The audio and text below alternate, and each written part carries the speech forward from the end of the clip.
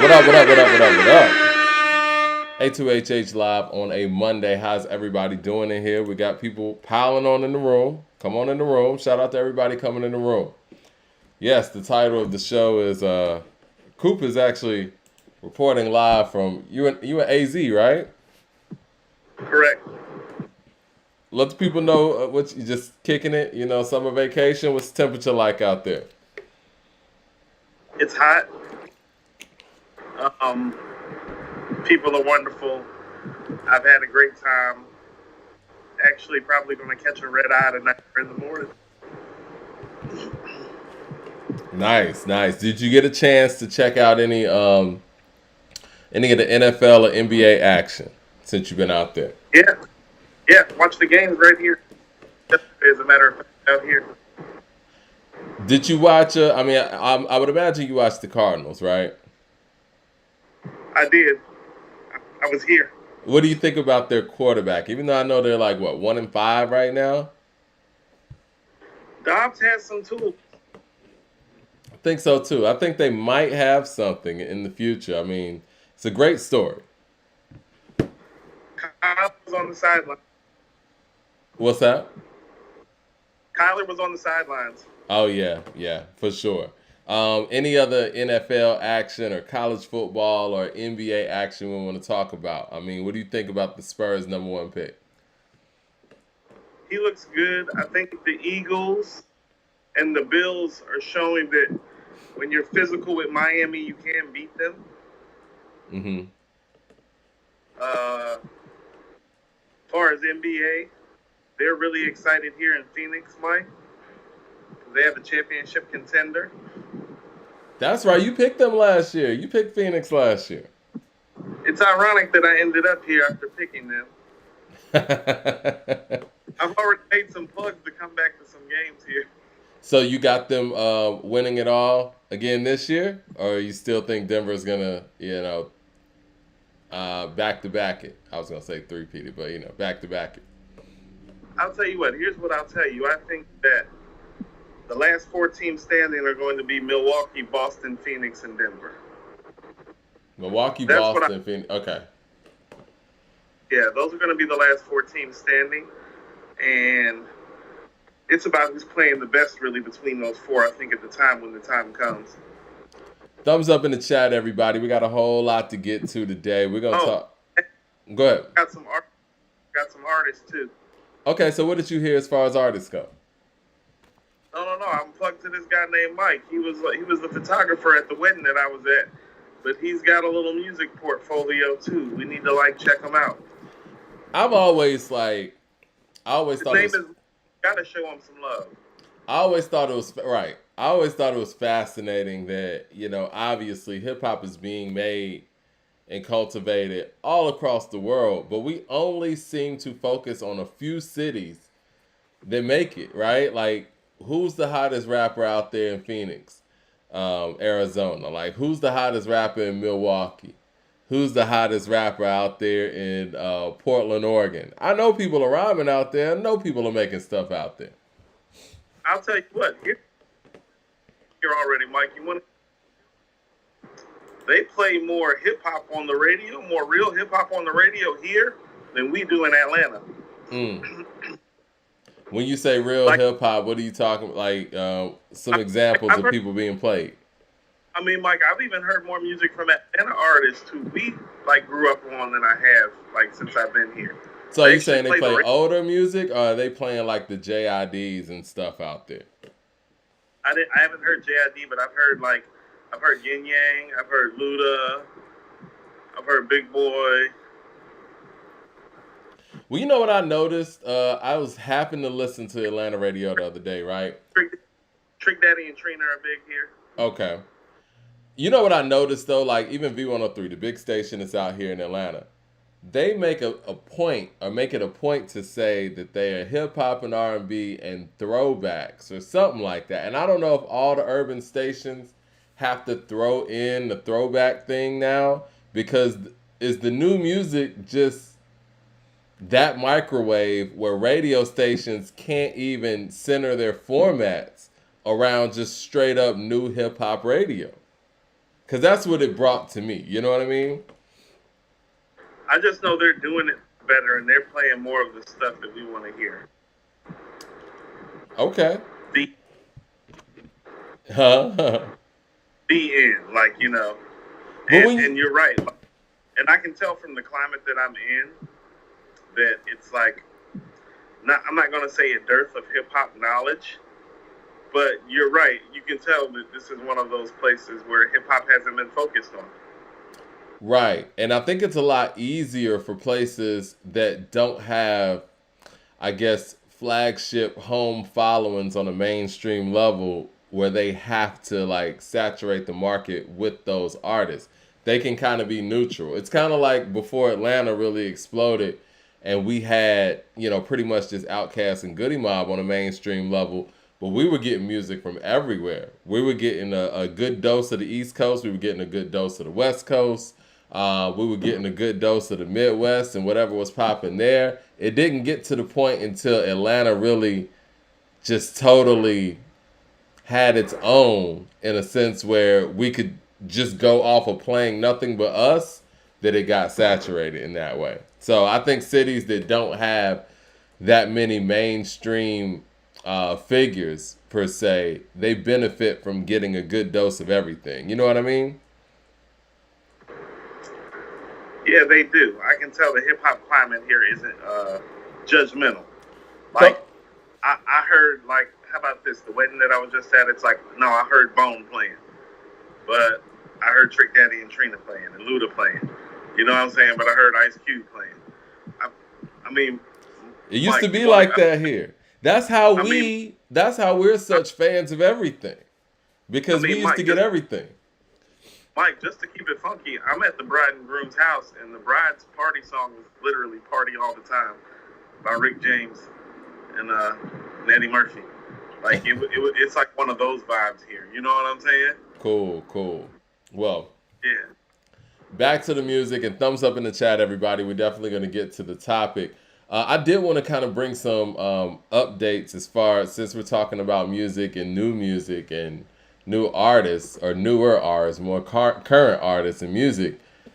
Offset's album did 70,000 the first week, which a lot of people are saying, that's impressive. And I think it is impressive for his, I guess his second solo album, but this is supposed to be the breakthrough one. So I think that's very respectable. And on the other hand, City Girls just dropped Friday, and they're expected to do 6 to 8,000 the first week. I So, think you're. huh? Oh shoot. Go ahead. What I was gonna say is, I don't know where the differentials come from, but that's where we're at right now in this climate of newer music, and we're gonna get to what Benny the Butcher said a little bit later in the show, but. You always say it, man. Hip hop is a sensitive thing, and artists are sensitive. But when it comes to critiques and actually trying to figure out ways to improve, certain people sometimes take it another way.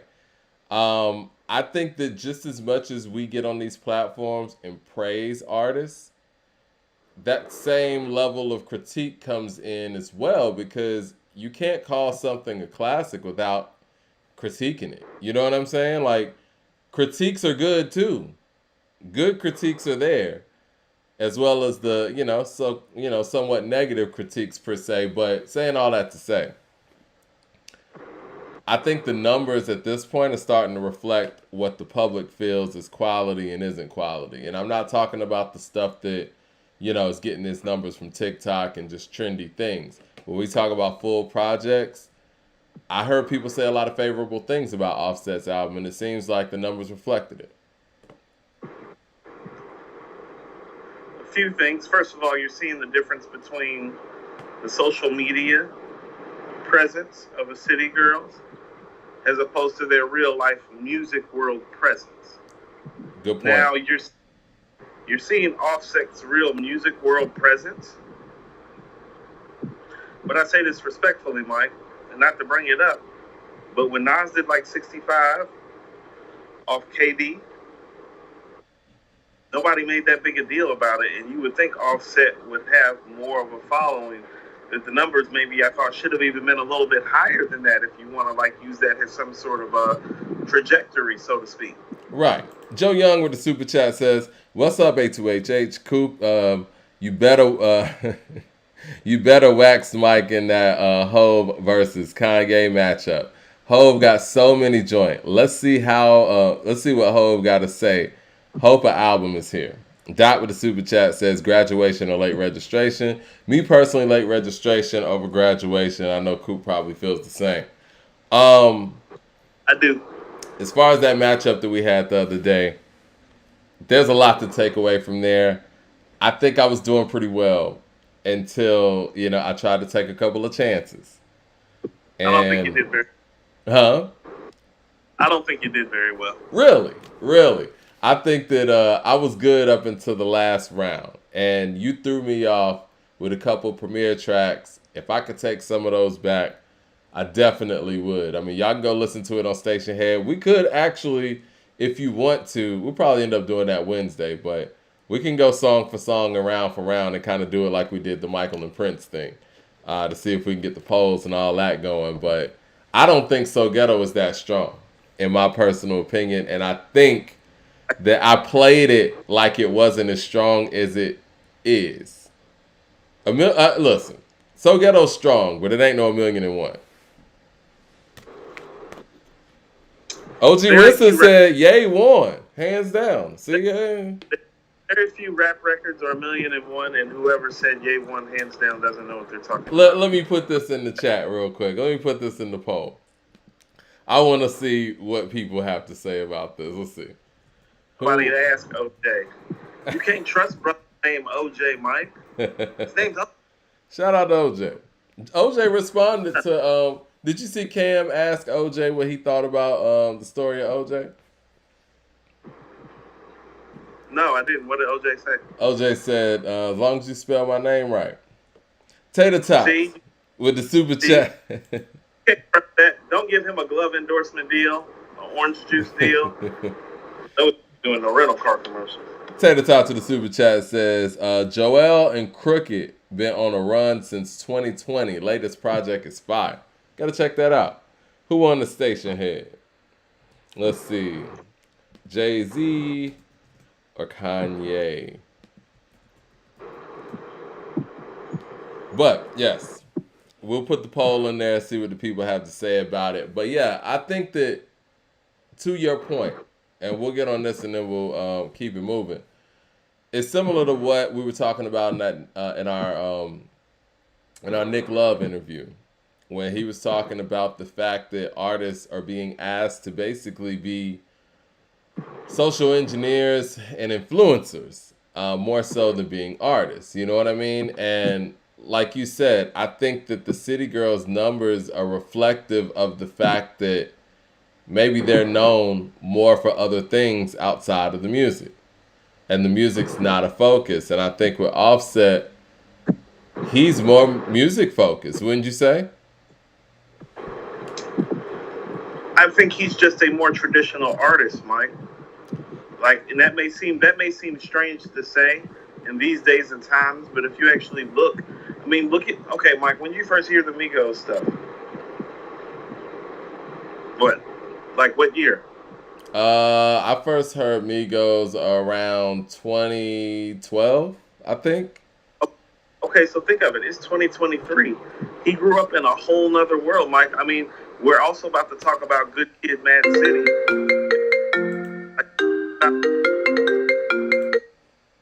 Go ahead. I'm sorry. You're good. About what a world of from that record, just in relationship to that. And so he has a more formal musical approach in the terms of how to build out an album. How about this? Like, he actually deserves some of the Jack Harlow treatment we've been talking about. What do you mean? He's actually, like, just in terms of all the marketing and promotion that we've talked about Jack Harlow getting that maybe he doesn't deserve.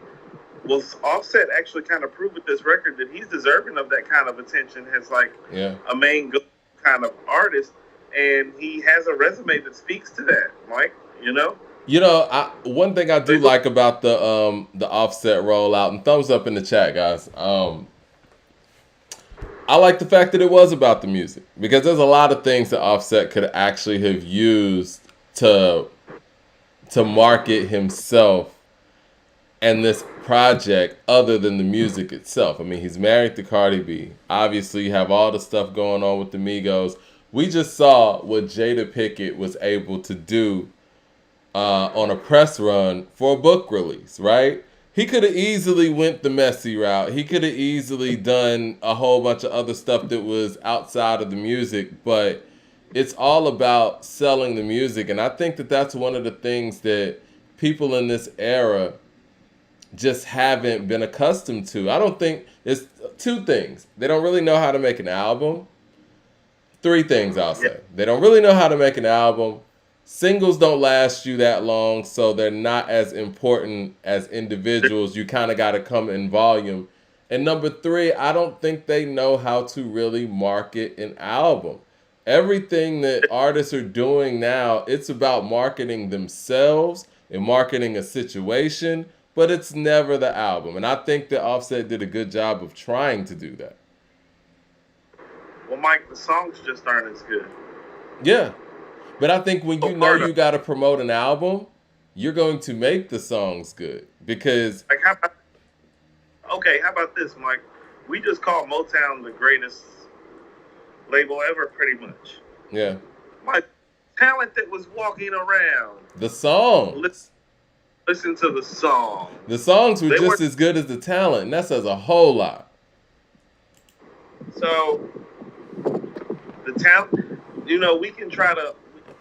We can talk about all these things about the industry and about how it's designed for the artist to fail. The fact of the matter is we've always known that it's designed for the artist to fail. It's not some new shit. We're not being introduced to some sort of new sleight of hand or some sort of new quote unquote magic trick. No, like that's not really the case. Like we know these things are going to occur. It just used to be the talent level used to be as such. Like ain't no damn Whitney Houston or Mariah Carey about to like walk through the door, Mike. Like No. that's going on too. Like that part of it's going on too. Yeah, You know what I'm saying? It's like we need to address the fact that like that's going on too. And it's like so ain't no somebody Jay Z's like, walking in the door. man, we ain't look. 50-year-old rapper should not be in the conversation to even be the best MC in the game, in No my fact. humble estimate. If somebody should have come along and put that shit to rest. Well, I mean, that's the reason why some of our greats like Rakim, Kane, KRS, they got pushed to the back because the new talent was so good. Just as good. Yeah. Yes. New talent was just as good. Yeah.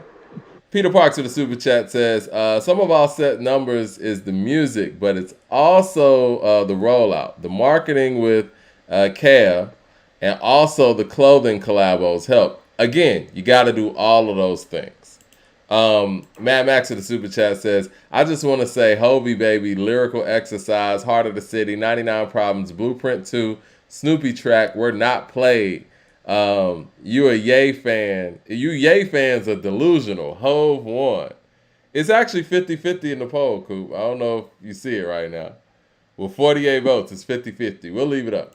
Mad Max of the super chat says, NYC runs this rap-ish. Hove, Big, Nas, we running this rap-ish. LL, Chris, Ra, and Kane. We running this rap-ish. G-Rap, Kiss, Ghostface, Ray, we running this rap-ish. That's a pretty good lineup right there.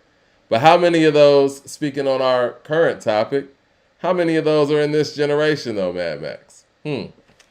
Don't know. But to your point though, Coop. 0. To your point Wanna though, cap- you're right. 50-year-old rappers, I think it's great and I think it's awesome. And hip hop's turning 50. It's amazing. But it's also a testament to the fact that the current era just doesn't have that level of skill set when it comes to putting together full projects. It's hard to write 2-3 verses in a hook, Mike. It's hard.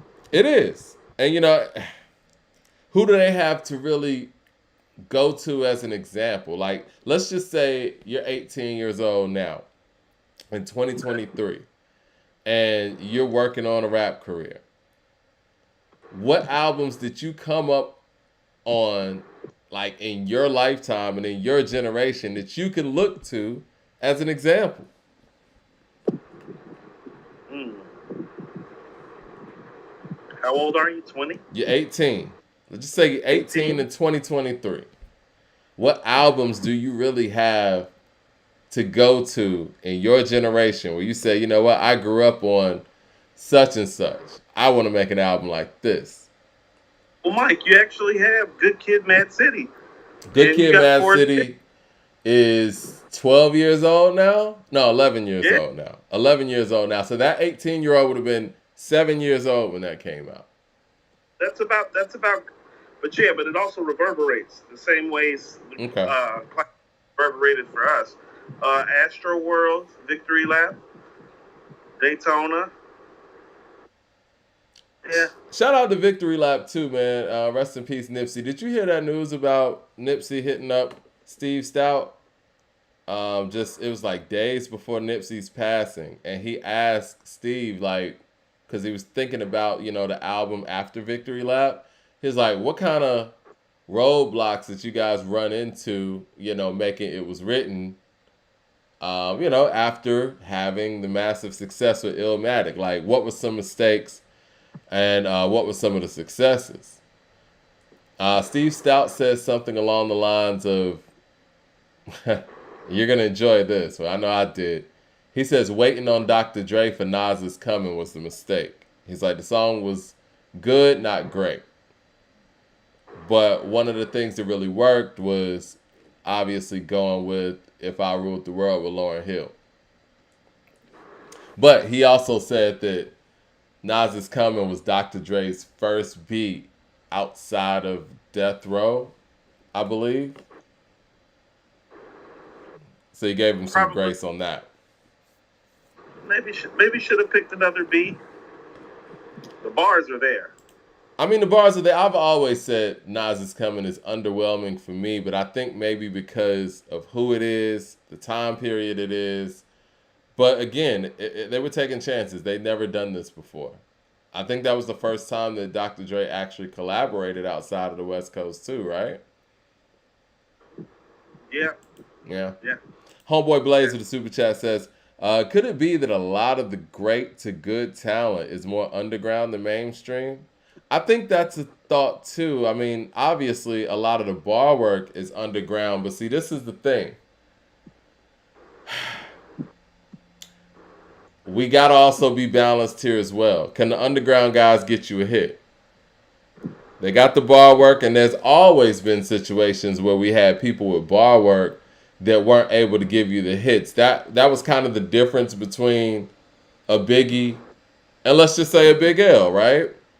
Respectfully. Right, So right. I think we got a lot of Big L's going on, which is great on the underground, but who is that actual balance of an artist, mainstream, underground, that could give you that full balance of an album? Coop, you went away for a second.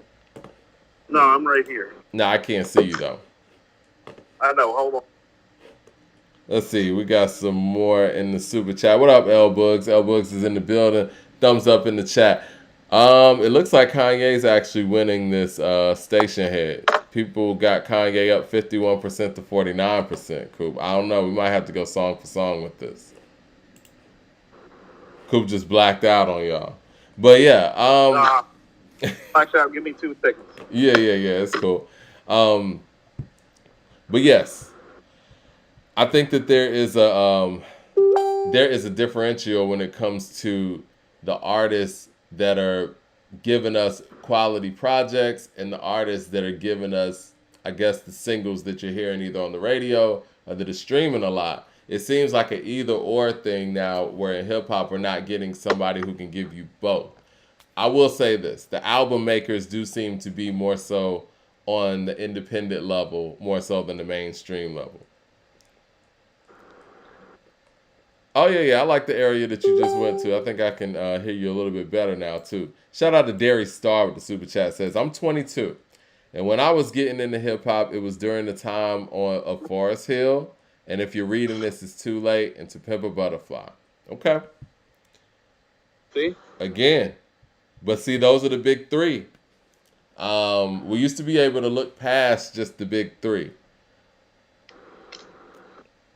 I'm just saying. And speaking of which, today's anniversary is going to be Good Kid, Mad City. Good Kid, Mad City celebrated 11 years yesterday. So I know you have a lot of moments as it pertains to this album specifically, and you were on the West Coast when that came out, or just coming back from the West Coast? I think you were on the West Coast when the documentary came out, right? I was on the West Coast when the documentary came out. I was back in Cali when Section 80 came out. So I got real feel for his bud. You know, like being in LA on some Cali shit. So what were your thoughts when you first heard Good Kid, Mad City? Thought it was one of the best rap albums that I had ever heard. I thought it was very the West Coast Illmatic in a lot of ways. It like places like Compton and Queensbridge are not beautiful places. You know what I'm saying? Right. And somebody to be able to elocute poetically and make it beautiful is hard. And Good Kid, Mad City like pulls that off. It's like Compton's never been beautiful.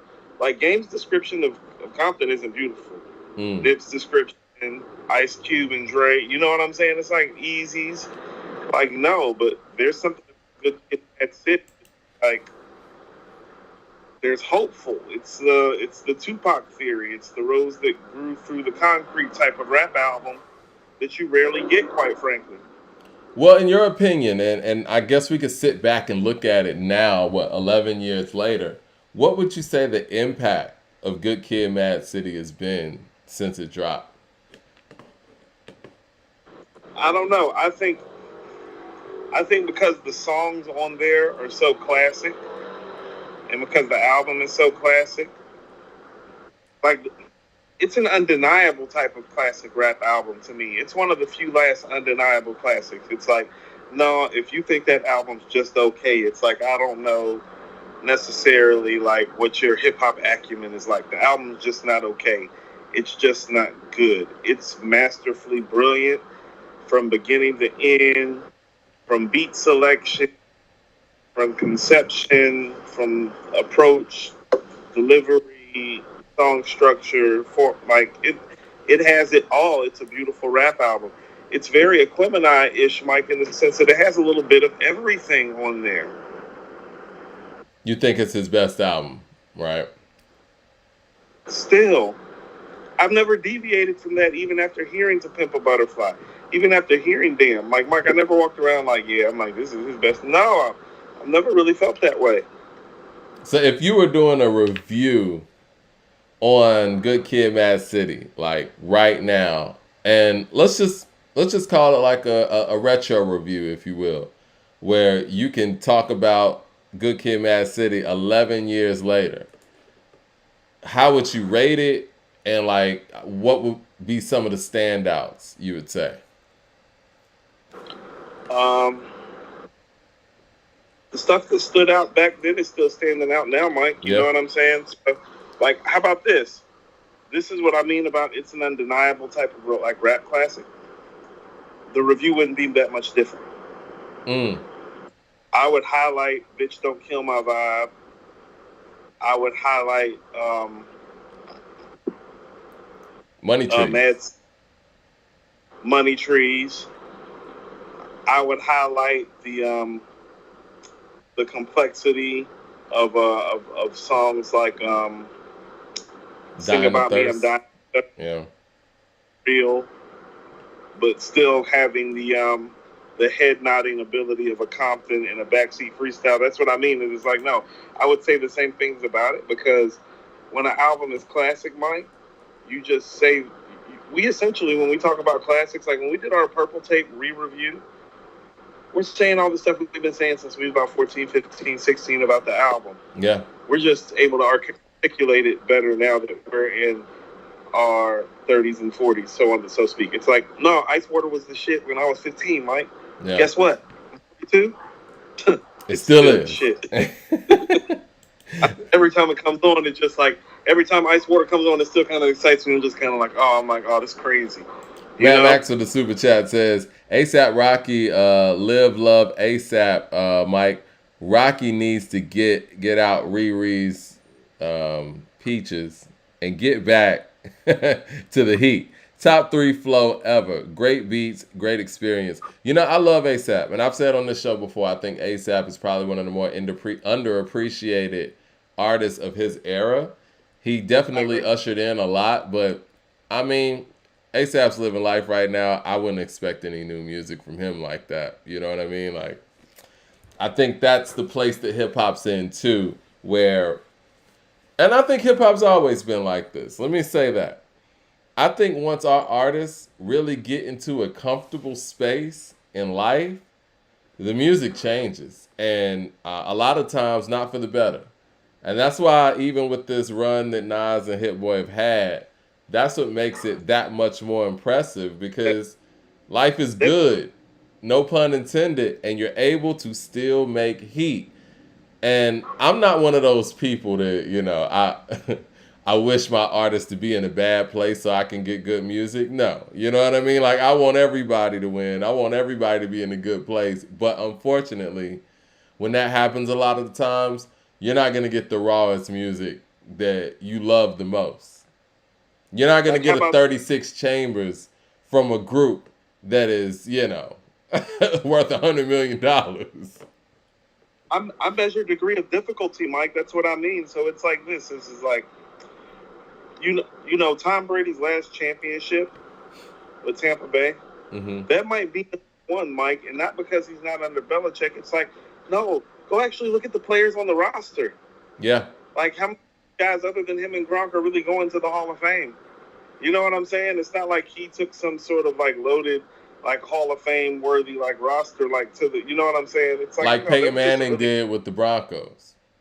It's just like, no, it's just a really good team with some really good players. You know what I'm saying? They weren't like some sort of awesome force of nature, but they were able to come together. So it's like when Nas goes on a run like this, it's like, no, this dude's a multimillionaire now off stuff that have nothing to do with rap.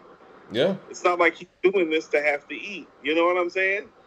It's like, if anything, it might be hurting him sometimes to do this financially. You know what I'm saying? Because he hasn't come out of the expense. He's an independent artist, Mike. He is. He hasn't come out the expense for stuff out of his own pocket. Are we going to consider, and I know we maybe have talked about this before, are we going to consider Nas and Hit Boy a group? Because I know you and I were talking about group collabos and, you know, the best group collabos with, you know, Rick Ross and Meek Mill's album on the way. But does Nas and Hit Boy constitute as a group? If Eric B. and Rakim can be a group and DJ Premier and Guru can form Gang Starr, I don't see why not. Okay. So if that's a group, I mean, I guess you got to have a group name to be a group. But if Nas and Hit Boy are a group, well, Meek and Rick Ross don't have a group name. Nas and Hit Boy are a group. I think they're probably the best collaborative group that we have out there, right? If they're a group, they're the best group. Okay. If we're talking about collaborative groups, we're not talking about official groups like, you know, like you said, Gang Starr. And I know you think that their catalog even trumps Gang Starr's, but these 6 albums are better than Gang Starr's albums. Okay. So if they're a collaborative group, you got them in number 1. Number 2, who we got? That makes material together?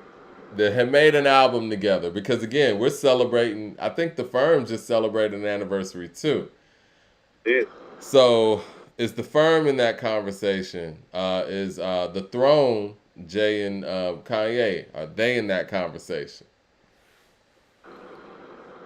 No, the Firm's not in that conversation. I would put Drake and Future in the conversation before I would put Ye and Jay. Wait a minute, you got Drake and Future over Ye and Jay? Yeah, Ye and the Jay came up short. Drake and Future didn't. Oh, we gotta put that in the poll, man. You think? Hold on. You think "What a Time to Be Alive" is a better album than "Watch the Throne"? Yes. Okay, yeah, we're putting that in the chat. And by the Yeah. way, it looks like I don't Kanye care. won the station head. By the Kanye way. ain't. We're going song for song. This is some bullshit. One, Hey, that's what the people said. It was 103 votes. Okay, what's the better album? Let's see. come on, this is how you all behave. What's the better album? Do better. Watch the Throne or What a Time? I don't know, man. I'm gonna go with Watch the Throne on that one personally. What's your problems with Watch the Throne? Because I know you're really not high on Watch the Throne, and many people consider Watch the Throne a classic. Okay. On either one of their, how about this, Mike? Let's say Watch the Throne would have been allowed in either one of our verses. Like we both could have played records. What would you have actually played from there? Because man, I would have blasted you had you played something from there. I mean, I guess I would have played Niggas in Paris, possibly. Oh, I just would have played PSA, or You Don't Know, and go in ahead and slip, slap. Or I Bell Bip the vote, slap it up, flip it, rub it down. That's what I do to that record. Slap it up. I could have played The Joy, but that's because I liked Kanye's performance on there over Jay. Yeah. Wouldn't be joyful. It'd be you crying when I play Song Cry. So what you're saying is you don't consider The Throne that strong because it doesn't rank high on either one of their catalogs. It don't. Well, how do you feel about What a Time to Be Alive? Like, I don't think any of those songs really rank high on Future and Drake's catalog.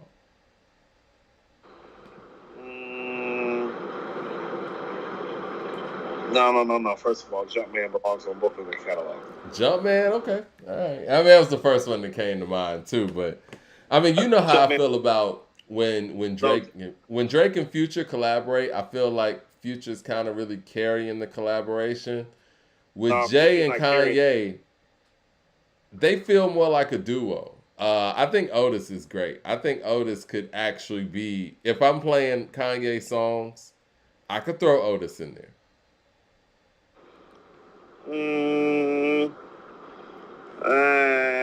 We got people in here saying Otis, Niggas in Paris, New Day, Welcome to the Jungle, Murder to Excellence. Man, stop it. No Church in the Wild, that's on there too. Play No Church in the Wild. Flip it, rub it down. Like there's so much stuff that I didn't play, Mike. Like I didn't play a lot of Blueprint records, Mike. Think about that. Well, probably because Kanye produced them, but I was doing that to be petty. I could have still played them, Mike. Hold on, what Blueprint records you think you could have played? You didn't play Girls, Girls, Girls. I thought I was gonna get that one. No, you weren't.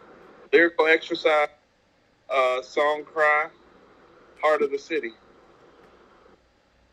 Now, Heart of the City was the one that I was waiting on. I was waiting to have a rebuttal for because you know how I feel about Heart of the City. I think it's a top 3 Jay-Z song. I was real close to playing The Takeover. I mean, you could have played that. I ain't scared of The Takeover. I'm scared of Heart of the City, though. I ain't got nothing for Heart of the City. Hit the beat, and I said, you want to know what? I'll pass. He's got enough stuff. Well, Mike think he carried. If he carried Mike, well, I just carried you. Well, I was gonna say. I mean, well, people said the Kanye one, but hey, I mean, do you not think that some of the things I said are legitimate? We have established that most of these people do not know what they're talking about. You and I have talked about this. Yeah, we talk about y'all. They said the Blueprint aged like milk. I mean, I don't know about that. I will say this. Some of them songs didn't age as well as I thought they would. One being Gold Digger, not gonna lie. But another on your end, I hate to say this, and it's Kanye again. This Can't Be Life didn't age as well as I thought it would. Great song, still. But it sounds, I could see somebody saying it sounds dated. You want to know what I thought about the other day? Is that people always, and this is what I took away from our battle. People talk about, how Hit Boy doesn't have like an official sound, so that like it's him when the record comes on. Nigga, neither do Kanye, and nobody ever had a problem with it, Mike. Like when you was playing some of the records, I was like, damn, I was like, you wouldn't know that he made these beats. No, real because talk. they also. This is what I mean about. So guess what record I heard, and this might be my favorite Trina record. I heard "Be All Right" while I was down here, and I was like, oh yeah, I was like, he made this beat. He did.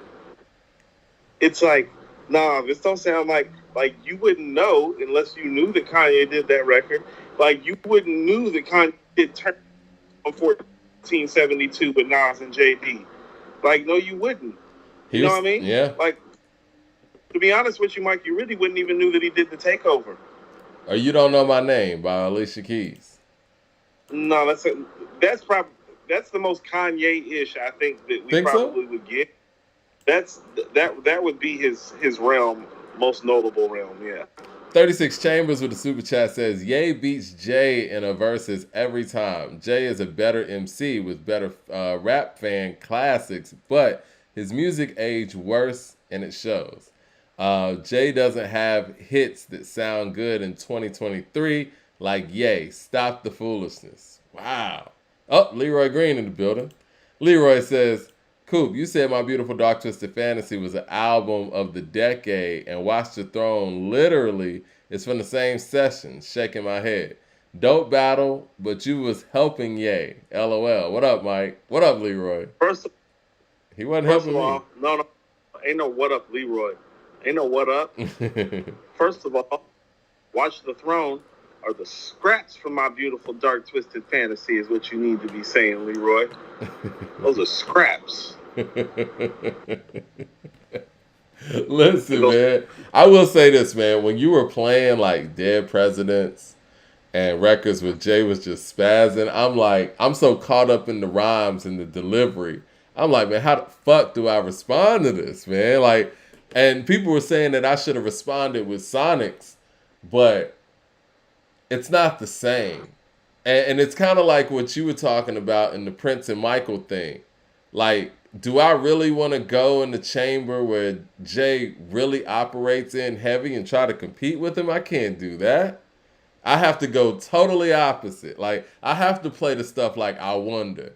Like, people wanted me to play Good Morning and stuff like that, but I'm like, against Jay? Now, Good Morning, just sonically, I feel like you maybe could have snatched something because I find Good Morning is one of his maybe 5 to 10 best produced tracks in my opinion. I should have went Good Morning. I shouldn't have played Cold. I know that. I should have played Good Morning when you played So Ghetto.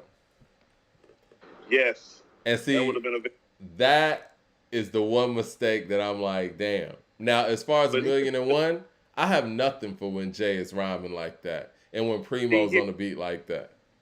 See, here's the thing about it. This is where Jay still beats Ye, though. He's just made more classic rap songs, Mike. He's just made more classic rap songs. He just has. Like, a lot of the records that you played, they were strong. They were great. They weren't classic like some of the records I was playing, Mike. You know what I'm saying? Records are time. Yeah. I have more timeless records than you. And to be honest with you, I couldn't help but feel like this is why the Jay Nas thing would be so fascinating, is because it's like, no, that's a battle where Jay would have to play his B-sides like I kind of played. Yeah. Because if he played A-sides against Nas, it's like B-sides. It's like, well, see, Nas can rap harder than him, too. So it's like, that was the handicap that I had with Ye. Like, Ye's great. You know what Ye's great at? He's great at putting songs together, obviously. He's a producer. And he's great at giving you one-liners and giving you things that you can remember throughout the song and people can repeat. And he's witty. But if we're talking about straight spitting, it's like you got stuff like Gorgeous maybe, but it's not on the level of what, Jay's able to bring to the table. Now, against somebody like Nas, yeah, Nas can match him with that.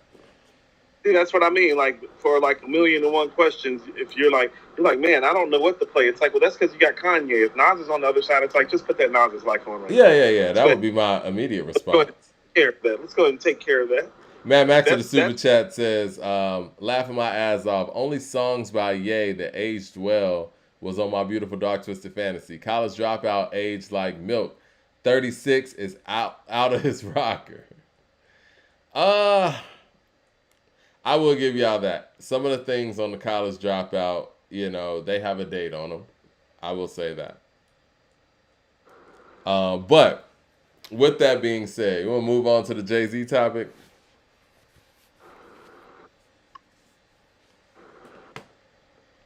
Well, Jay-Z was interviewed by Gayle King. They showed clips of it earlier. And I think the full interview is coming out Thursday or Friday. I don't know what Jay has coming up doing a full interview for, but, I hope it's some music. Maybe it is, maybe it isn't. Anyway, they asked him about that $500K or a dinner with Jay-Z. Jay-Z said, take the $500K. I gave you everything in my music. All you got to do is buy the albums that are like $10.99 and it gives you all the game.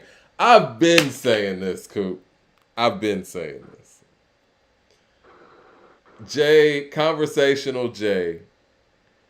And I don't know if this disconnect that he seems to have with his stardom is based on the fact that more of his intricate material is non-hit records. In my personal opinion, his best material is non-hit records. Maybe that's why the average pedestrian fan who might be a Jay-Z fan is not really a Jay-Z fan. You know what I mean? Because that shouldn't even be a question.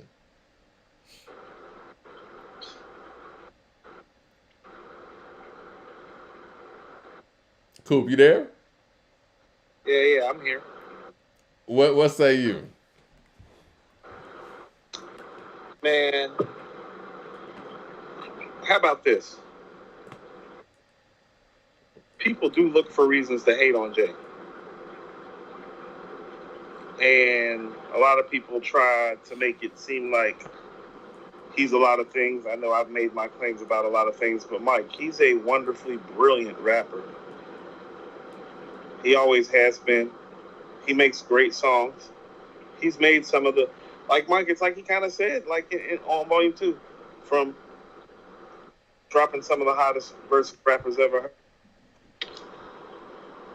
Yeah.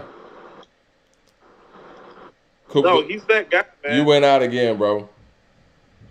Yeah. I'm back. That's my bad. No.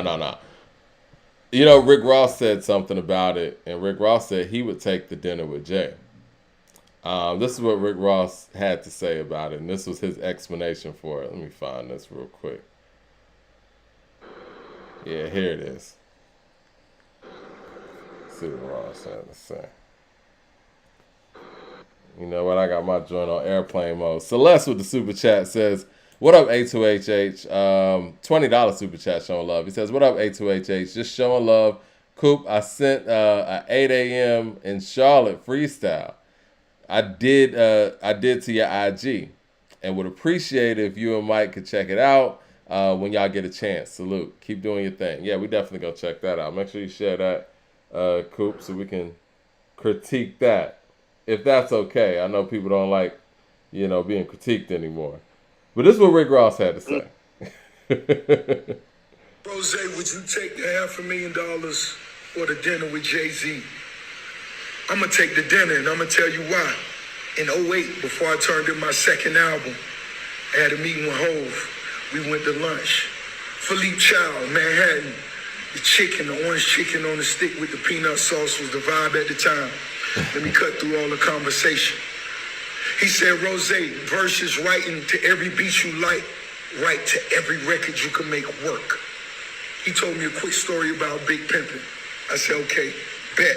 So I went from writing one record to every 80 beats I like to writing 40 records out of every 80 beats I could make work. It took me to another level as a writer, another level as an artist. The amount of work I was putting out was next level. So you got to ask yourself, are you ready to digest the knowledge, or you just want to look at this watch at the table? What do you think about that? Strong comments. I mean, of course. I mean, what do you expect Ross to say about Jay? I mean, Ross sits where he sits in a lot of ways because Jay opened up a lot of doors, musically and personally, and afforded him a lot of opportunities. I think that's a lot of. I think that's a very valuable thing that Jay, asserted to Ross too, because you can remember Ross early on, and I think that Port of Miami is a dope album, but he clearly has evolved as an artist, and I think that advice of being able to take on records that you can make work, he really took that and ran with it. Well, also too, understand it's easy for Ross to say that from his palatial estate, Mike. Like, I mean, it's like people who don't need $5,000 saying, "Well, I wouldn't take $500,000." Are you sure that you would have felt that way before you had $500,000? You know, you got to be clear about those things, because sometimes it's about the circumstances. Like for me, Mike, I'm such a fan and such a listener of his music. I look at it, it's like, why would I take a meeting when I can just listen to Volume 1?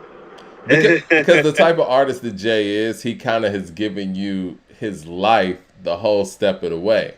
So it doesn't really feel like anything's being left out. And he confirmed that not much is being left out. If you really listen to Jay and his lyrics and his approach and everything that he's done through each phase of his career and catalog, you're probably not going to gain anything new from the dinner. Mad Max with the super chat says, "Can't believe y'all got me siding with Coop. I knew y'all was bugging when you was in the SH chat, the station head chat, saying my beautiful dark twisted fantasy intro is better than the Dynasty intro." No, nobody said that. Nobody said that. Celeste says, "Nah, I have tough skin. Feel free to critique as you please. Much love." That's what's up. We would definitely do that. Ill Magic with the super chat says, "Rick Ross can sure describe food in excellent detail. T-bone steak, cheese, eggs, and Welch's great." But yeah, I think that was an interesting thing that Ross asserted, and the fact that he was able to actually pull a story out of, something that was a pivotal moment for his career based on a Jay-Z lunch / dinner or whatever. I think that says a lot to where this whole notion came from in the first place. It's all about who's receiving the information, right? Because I'm sure there are people who have dinner and lunch with Jay-Z all the time. I mean, maybe not all of it. Well, yeah. But you know what I mean, but Rick Ross is a hustler, and he was able to take that information and clearly make a career out of it. So, big ups to him. What Ross is trying to emanate is that some things are priceless, and for the things that Jay has done for him and shared with him, it's been priceless. Yeah. So for Ross, there's not a price tag on it. Right, and I think he is probably, not to cut you off, but he's probably articulating that moment. And in his mind, he's like, would I rather have that moment that changed the course of my career, or would I rather have $500,000? And in his mind, he's like, it's not even a question. Which is good, and that's right. But also understand, he probably had already made $500,000 in rap when Jay had told him what he told him. Facts. So it's easy to say when you're in those shoes. Right.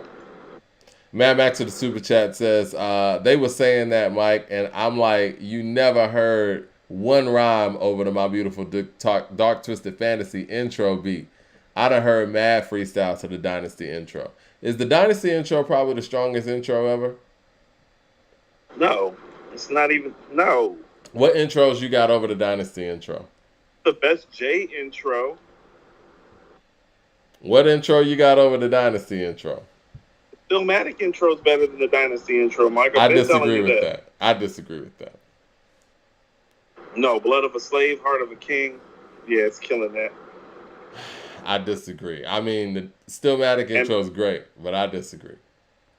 Are we talking just like songs that start off an album? Because Ambitions as a Rider is better than the Dynasty intro, if that's the case. Well, I think you got intros and you got intro songs. Like, I think Ambitions as a Rider is more of a song, whereas, the Dynasty is the intro. It's one verse and they go into the album. No, give me the Stillmatic intro still. Okay.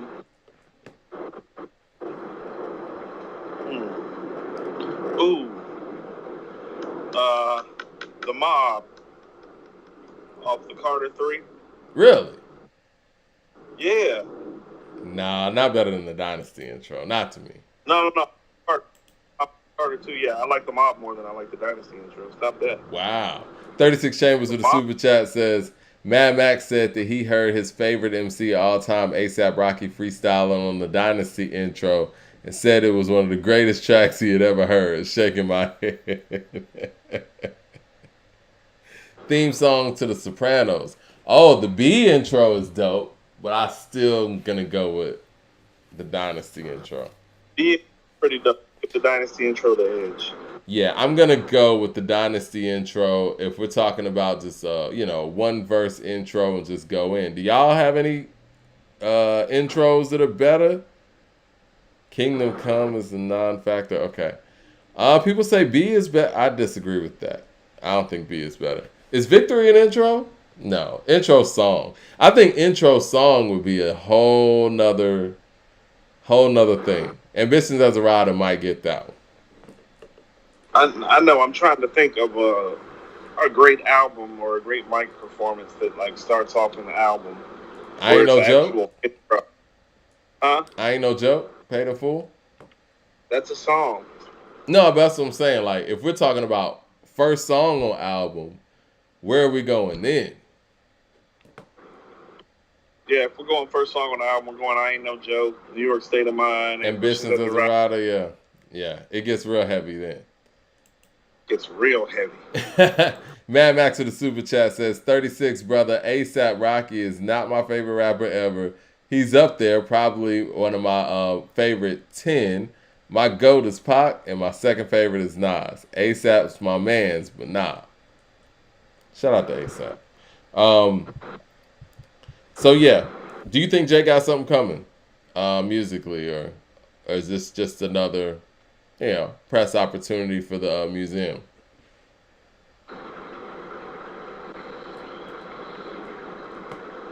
Say that again, Mike. I said, do you think Jay has something coming, or do you think this interview is just more of a press opportunity for the Book of Hove exhibit? Definitely don't think he has anything coming, Mike. I told you that. Do you think you don't think we're ever going to get another Jay-Z album? I don't. I don't either. I'm just going to be real. And that's okay. I hope we do. I hope I'm wrong, but I don't think we are. I don't even hear any like signs of a Jay. Like even his verse on God Did doesn't even feel like anything's coming. Like you remember when he was quote unquote retired, and you could hear those verses, and it felt like something was coming. Yeah. It don't feel like this at all. Like it feels like he kind of just rhymes to pass the time. Or just to stay out there at this point. I don't think we're getting any album. 36 Chambers with the super chat says, the way the horns and the music build to the grand sound for B's intro combined with the subject matter is important. It sets the tone and sound expectation of the album better than any. It's the best. I can see that argument because you know what? It does set the tone on a very incredible album. Why do you think that B doesn't really get the notoriety that some of its counterparts get? Is it the year it came out in? Because 05 was heavy. No, I think it is. I hate to say it, Mike. You won't find an album outside of a Tribe or a De La that's that great, that's that positive and uplifting and The media just is not good about covering black men in hip hop in those spaces where they're talking about, the difficulties of monogamy, like on Faithful, or about, the struggles of fatherhood, or just, the daily tribulations that come with fatherhood, like he's talking about on the B intro, or the flirtatious nature that men have with women, like he explores on Go. On It's Your World is epic. I'm about to say discussing his own struggles from going to college and failing and coming back and hoping things work out, to talking about black and white interracial relationships on They Say, to just busting a nigga ass open on some rap shit on Shy City. It's like, no, we don't really applaud those things in rap like we used to. And so B not getting applauded the way that it deserves has more to do with the sign of the times, Mike. It's showing you that times have changed, because had B been made in 1996 or 97 or 92, Mike, it's low end. Yeah, it's definitely, it has an early 90s vibe to me, before shit got gangster. Yeah, definitely. Yeah. But the classic nature of it, like I told you, it's like, no, I'll put that, like, how about this? I'll put that album up against everything Tribe has made except for the Low End Theory. That's how highly I think of B. How highly I think of B is, I think B is a better album than The Blueprint and Stillmatic. That's how high I think of B. Now, I don't put it above Supreme Clientele for me, but it's I can see that. How about this? The conversation with those like, you were breaking up. Sorry, Coop. Say that again. I said, no, it's in the conversation of greatness with those albums. Like, how about this? A lot of people feel like Stillmatic is Nas' second best album. Or best album. I've always thought third. But yeah, I mean, yeah, second or third. Yeah, I've said second before. T Nitty with the super chat says, Mobb Deep, start of your ending. Yeah. We got Prelude though. JD Designs with the super chat says, Biggie Somebody's Gotta Die is a nice intro song. Not good enough. I wouldn't use the word nice in that tense per se. But yeah, I mean, I think the interesting part of B, and you say that, the mainstream doesn't hold, albums with certain content high, but Common having the career that he has now, it's all in thanks to that album. So that album did propel him as an individual, to a certain level of mainstream success, whereas that album didn't have mainstream quote unquote success, which is odd. You know what I mean? It's like they propelled the artist and left the album down there. You know what I mean? That could be also, Mike, sign of the times, though. It's like they look, for somebody, for a quote-unquote label person or media or PR person, like, think about it, Mike. It's 2000 what? 5. Common's literally been around since 1990, 1991. Insane. And so you have to understand that they might be feeling like that they have all blown it in a major way. And so it's like, oh shit, this guy's been around for a decade and a half, and he's a star. So making him a star did take precedence over the music, but I think that had more to do with about the weight and the industry realizing, yeah, we fucked this one up. It's interesting, man, when you talk about the fact that he's been around since 90, 91 and dropped in 92. At that time, we're talking about 13 years in, I don't think we had ever seen an artist have a resurgence like this. Like, ever. No.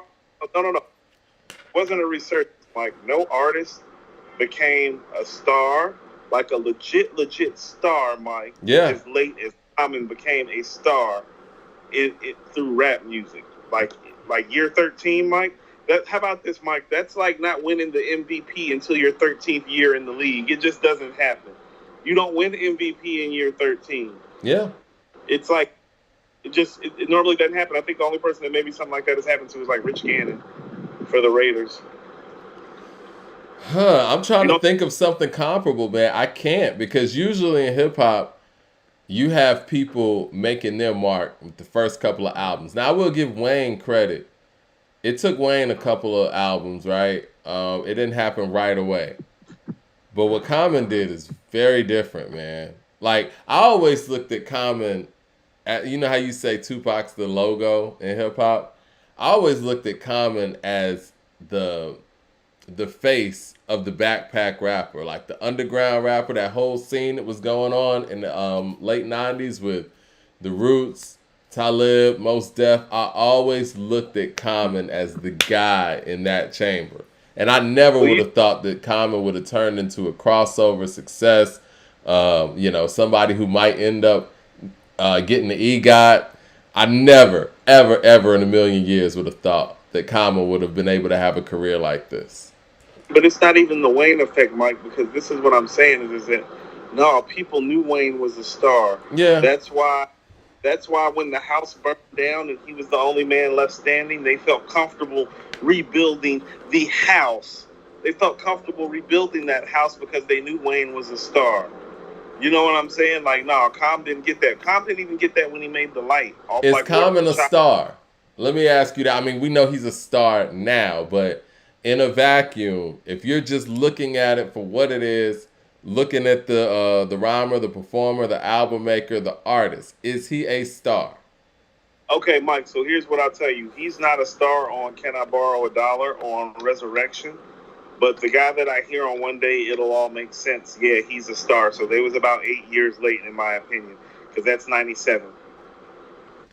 What record would you point to say, yo, he is a star on One Day It All Makes Sense? Retrospect for Life with Lauryn Hill, the All Night Long record with Erykah Badu, the Gaining One's Definition record with CeeLo, the Stolen Moments Part 1 and 2 and 3, because he proved himself. Like, how about this? He was telling a story, but it was like a ghetto Chicago story, but it was on like some rap shit. So it's like he kind of proved it. He just proved to me, like on that album, that he had like all the tools.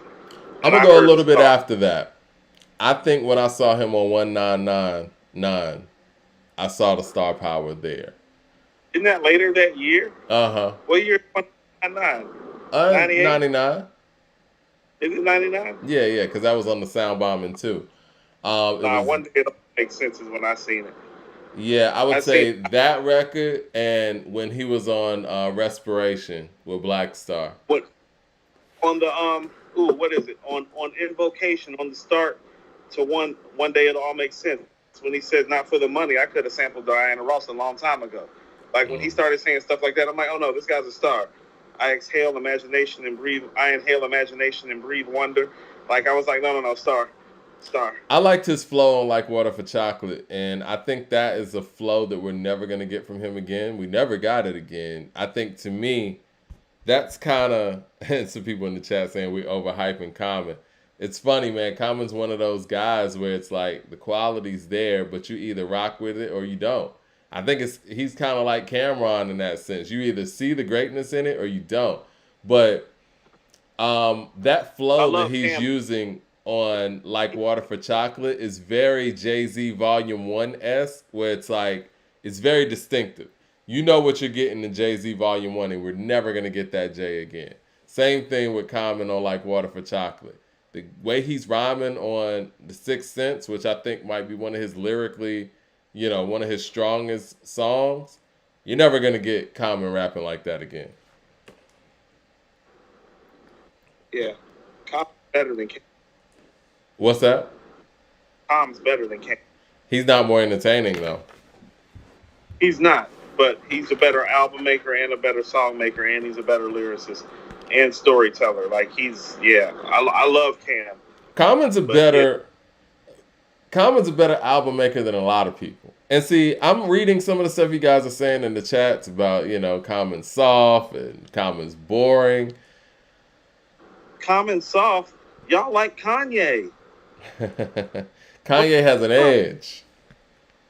Kanye ain't edging nothing, Mike. Kanye has an edge that Common doesn't have. That's why the corner sounds different.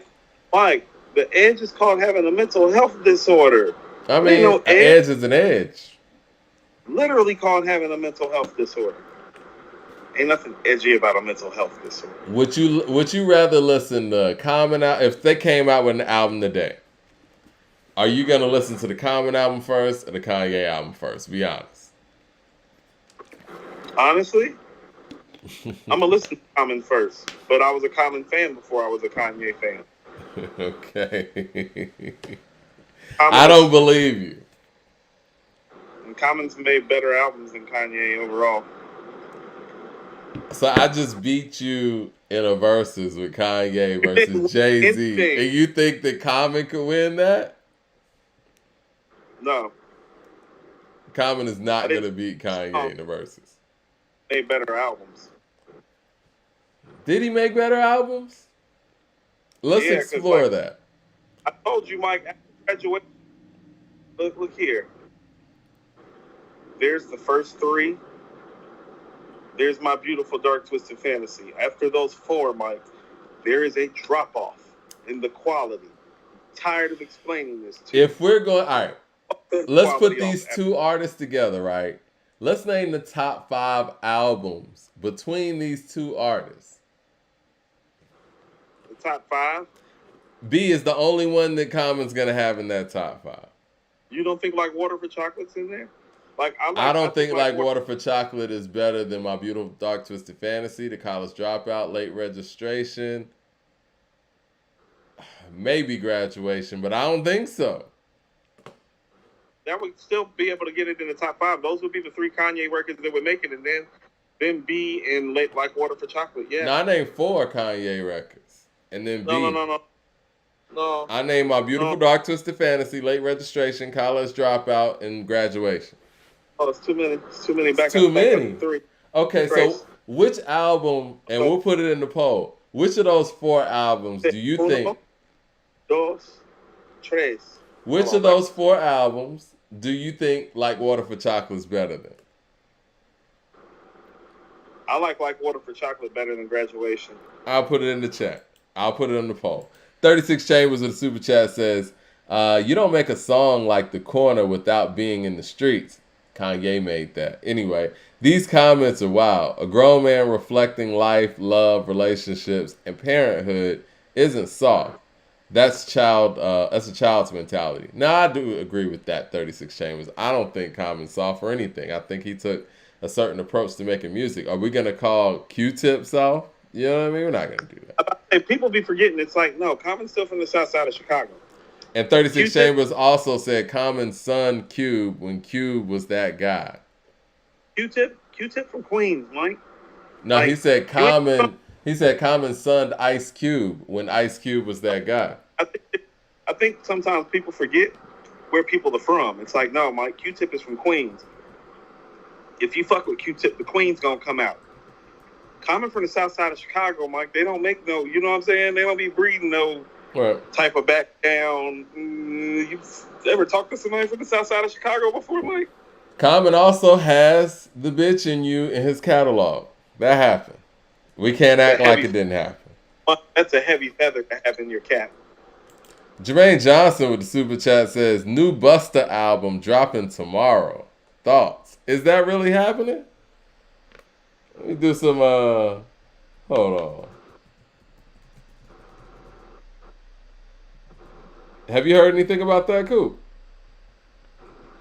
No. I have not. Now we know. All right, I'm going to do some research on that real quick while we're on this live. But I'm going to get this poll up, Graduation. All right, so we got Like Water for Chocolate or Graduation.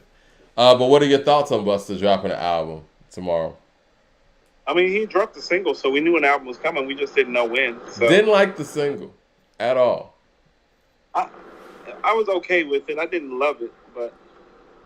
I don't really know what to expect from a Busta Rhymes album at this juncture. I think ELE 2 was dope. It just seemed like one of those albums that had a whole lot of songs that may have been sitting around for a second.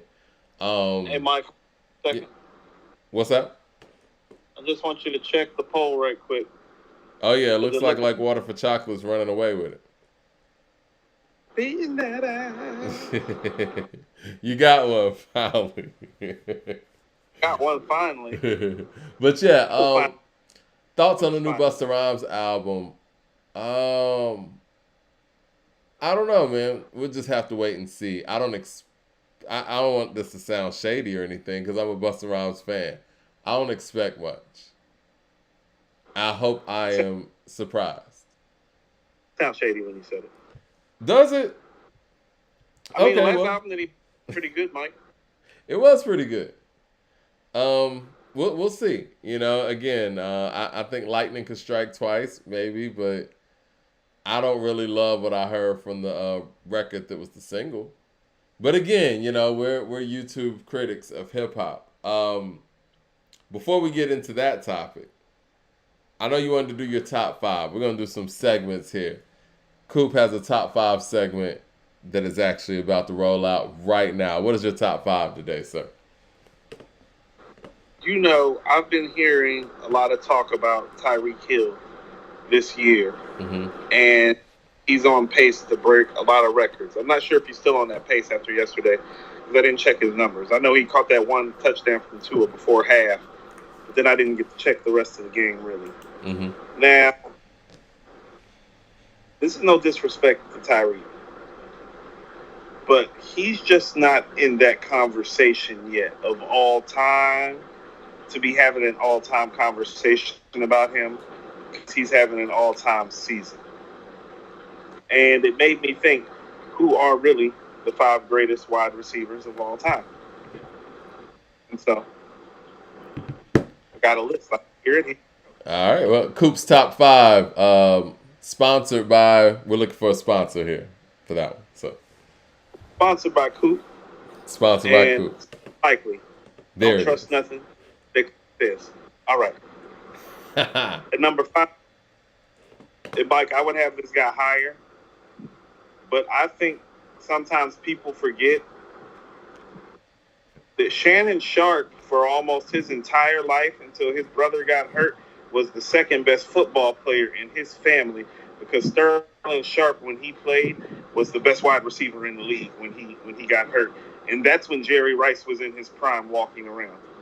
Sterling Sharpe, I believe, led the league in catches on 2 or 3 separate occasions. He's led the league in yards per catch average. He led the league in touchdown catches one year, 18, which I think is still tied with Devontae Adams for the Packers record, unless Devontae broke it. Like, think about this. He caught 18 touchdowns in the early 90s, when it was like where you ran the ball 35 times, you know, like, and you had to. And that was the way that you played. I think he's one of those people that, because people didn't get to see him play, they don't realize how great he was, but he was the best wide receiver outside of Randy Moss that I saw with my eyes. Not talking about the numbers, but I'm talking about when I used to watch him play as a kid, it's like it was clear to me he was the best, like the eye test. So I have him at number 5. At number 4, I got Chris Carter, Mike. Not mad at that. I love Chris Carter because Chris Carter can do it all. As in, Chris Carter can play the X or the Y, but he can also play the Z, which means you can sit him on either side of the field, left or right, but you can sit him in the slot. And it doesn't matter where you sit Chris Carter, he thrives. He has some of the most reliable hands of all time, but he also overcame a lot. People forget the Eagles got rid of Chris Carter, like a la the Falcons getting rid of Brett Favre for, liking, they like the Rick James and Eddie Murphy song, Mike. They like to party all the time back in their day. Party all the time, party all the time. Classic. The classic, Mike. I have video footage. But for Chris Carter to rehabilitate himself and then go on to have the career he had, and one of those eye test guys, Mike, where it's like he really wasn't never the fastest guy, the tallest guy, the strongest guy, but if you threw that ball up in his direction, he was going to go get it. Number 3, I got Terrell Owens, Mike. I'm not a big T.O. fan, but there's no knocking who T.O. is. T.O. he's probably the best, along with Jerry, he's probably the best in the middle of the field and combination of deep field threat that we've seen in the NFL. As in, like, no, he's as good on a 15-yard post right in the middle as he is on a fly route. Like, he's equally dangerous at both. He knows the whole route tree. His workout regimen, as far as wide receivers goes, is legendary and second only to Jerry Rice by most people's accounts. And if not for the first two guys, you would probably make an argument that he could be the greatest wide receiver of all time. He's just not as good as the first two guys, Mike. And that's Randy Moss at number 2 and Jerry Rice at number 1. If I was picking on a football team, like for a day, and I was walking out onto a field, I would pick Randy Moss over Jerry Rice because, Mike, he's 6'4", runs a 4.2, literally has hands like an alien, literally has a 40-inch vertical. Randy Moss is like who I thought of when I was hearing all the Tyreek Hill talk, when they were like, man, we've never seen somebody so dangerous this deep that he could just change the play with one game. I was like, it's like, what? I was like, yeah. Randy was Moss, amazing to watch. He was the best that I ever seen. Like, I don't think people understand this. Like, Mike, pretty much outside of his rookie season, where people realized they fucked up, Mike, he spent all of his time in Minnesota and all of his time in New England, Mike, with a linebacker, a cornerback, and a safety shaded to his side of the field, and he still did what he did. He literally changed the way defensive coverages line up today because you had to account for the fact that he could blow the top off your coverage at every level. As in, like, he could blow by your corner within 10, 15 yards and go. Your linebacker wasn't going to get close. Your safety better pray for mercy. It was amazing watching him and Tom Brady play together that one season. It's like two of the best that I've ever seen in their respective positions. The best football I've ever seen. It is. Hands down. It is. That catch against Miami where, like, the three guys are on him and he just, like, sticks his hands out and it's just like, I'm like, it's that's insane. Why I would take him over Jerry. Like, Jerry's number 1 because he has all the numbers and the rings and, like, all that, and I get it, but it's like, nah, Jerry can't do that. JB was here with the super chat, says, day one Common fans have like Water for Chocolate is his best album and not B. I've heard people say that. You know what? I know some day one Common fans too from Chicago. Shout out to my man Damaris out there. He used to always swear by One Day It'll All Make Sense. And this is around the time when Like Water for Chocolate was actually out. Yeah. Like Water for Chocolate is great though. I think that's his breakthrough album. For most people. It is. Honorable mention to Megatron. Yes.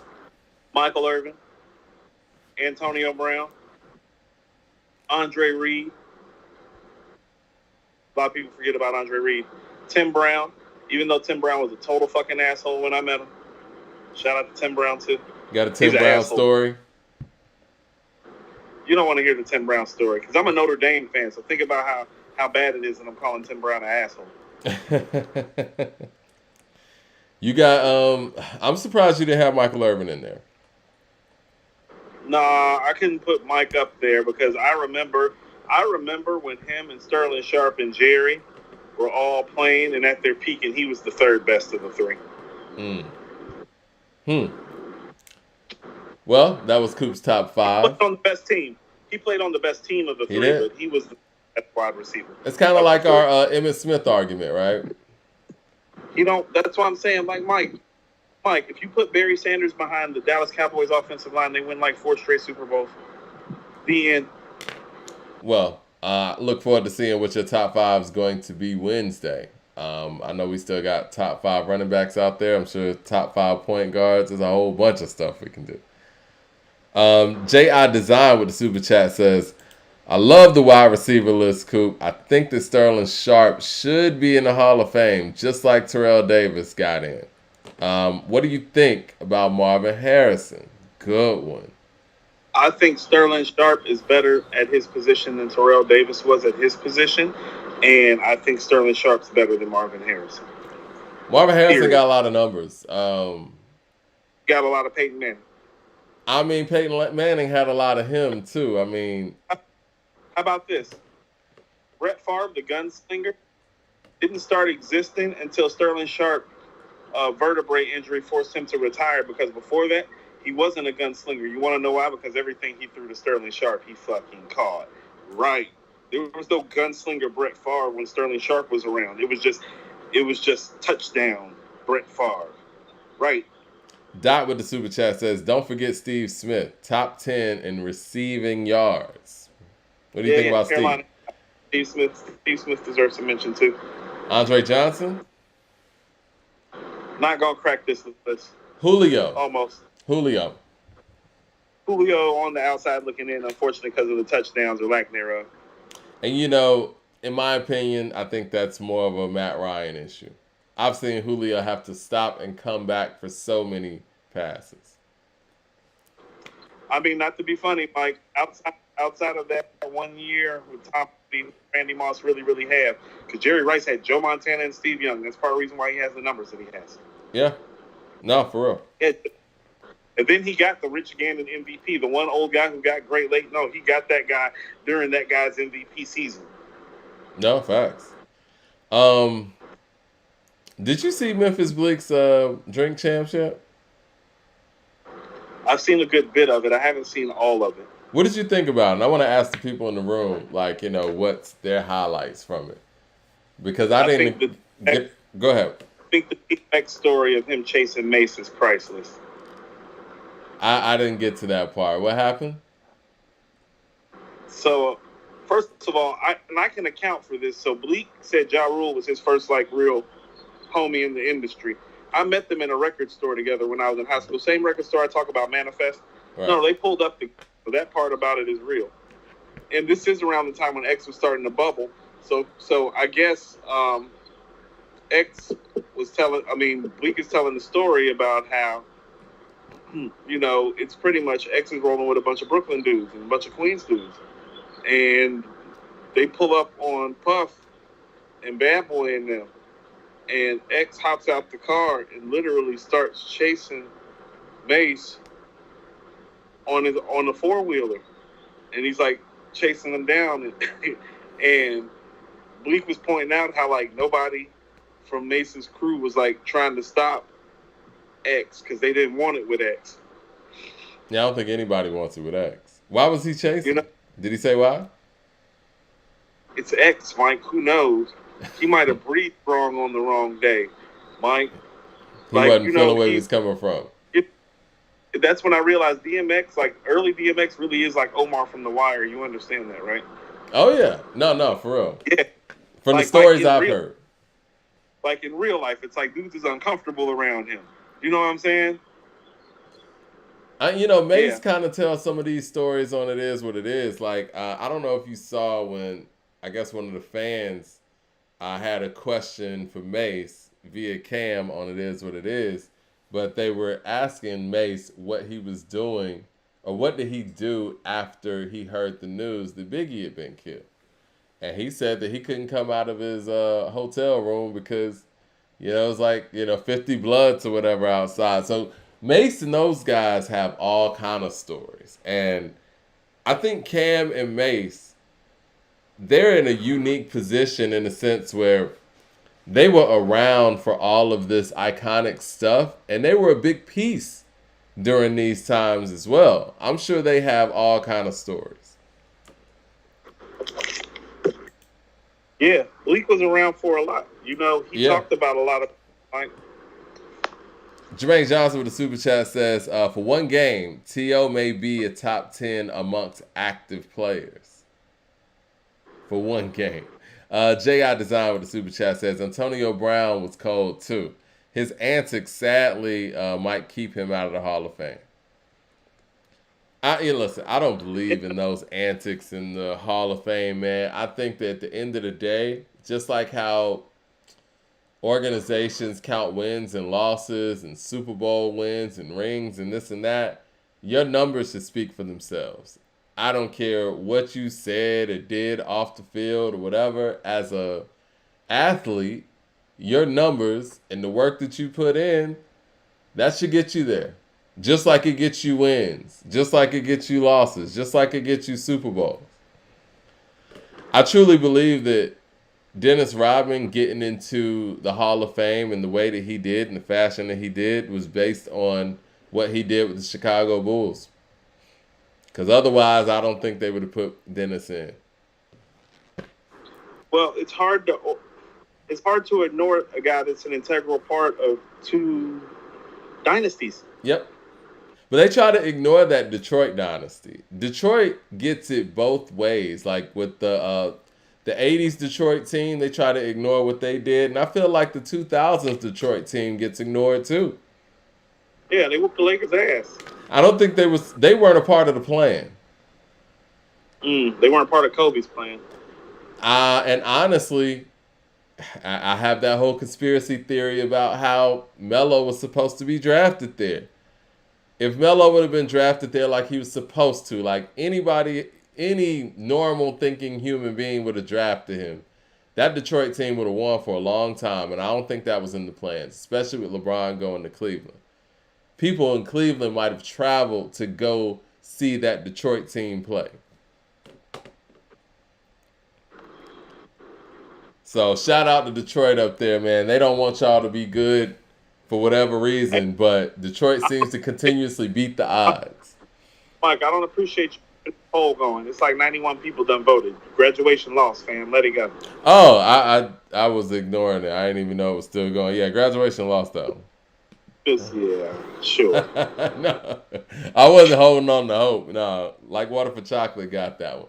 I'm surprised though, because people think very highly of Graduation. I know I'd rather listen to Like Water for Chocolate, but yeah, Detroit and Melo gets some of that hate too, man. You know, Melo's son's going to Syracuse and ain't nobody talking about it at all. They don't like Melo. Why does the league treat Melo like this? Too black for BET.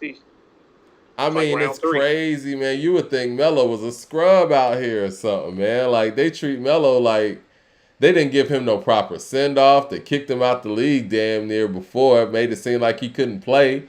And then when Dame made sure that he got back in the league and played for Portland, he showed out. And then they act like he couldn't play again. Jay Byrne with the Super Chat says, Mike, are you going to talk about what Nas is doing for Scarface and Rakim? The 500,000 give back, paid in full event. You hear about that, Coop? Yeah, Ron hit me up and was saying a little something about it, but I haven't checked up. What is it? Well, basically, Steve Stout got on Rap Radar and he was talking about it. So they have a paid in full fund that a few investors are part of. Nas is part of that investment team. Steve Stout, Ben Horowitz, however you say his name, and his wife. I feel like it's some more people. But long story short, for people in hip-hop who made such a huge cultural impact and influence that didn't really get to benefit financially from hip-hop like some others did, they've set aside this fund for, and I think the recipients get $500,000 and healthcare and things of that nature. And Rakim and Scarface are the recipients that are going to be recognized this year. And they're doing the ceremony in Vegas on November 17th. Think it's a great initiative. I'm just going to be honest here. I think that, you know, a lot of people could be benefited from it. Rakim and Scarface are some big names. I'll say that. But I thought that initially when Swiss Beats and people were talking about healthcare and hip hop for some of our pioneers that aren't, that don't have healthcare, some names that came up were the DJ Kool Hercs, you know, people of that era. So, I mean, again, they can honor whoever they want to honor, and all these people are obviously more than worthy of that honor. But from the healthcare standpoint, you know, there were some people that that came to the forefront that didn't have that kind of coverage that hopefully will be looked out for with this foundation as well. But maybe they got to do this to make sure that this foundation gets some name recognition with the Rakims and Scarfaces, and then maybe some other people can reap the benefits of some of these initiatives. Scarface has had health issues the last few years, Yeah. Mike. Yep. And Rakim is somebody that is super, super reclusive and private. Your face is out of focus, Coop. You want to come down some? Yeah, there you go. Cool. It made me think if Rakim had any health problems, actually, when I saw this. Right. Because I know Scarface had health problems, and I know Rakim is the type of dude that he won't say shit. Right. You know what I'm saying? And so that was my first thought. My second thought is that, damn, it feels like somebody's been maybe watching or listening to our show. We said hip-hop needed a union. Yeah. And that hip-hop needed to start taking care of our elder states, making sure that they live as long as they can to tell these stories and to continue to be able to gross income off of this industry that they help build and scope out but really haven't been paid properly or atoned for. So shout out to Nas and whoever else is involved, you know what I'm saying, for doing something like this, because it really doesn't matter who comes up with the idea so long as it gets done. Right, and it's a beautiful thing that can keep on going too, because there are many, and we don't have to go through names or whatever, but there are a lot of people who have put their lives out there to get hip hop to the place that it has gotten, and they haven't really reaped the benefits as some people who might have come, further along and did way less, And I think that's a great initiative to make sure that those individuals are being looked out for. And like I said, when we talk about making a statement and with it being called the Paid in Full Foundation, it just makes sense to start with Rakim.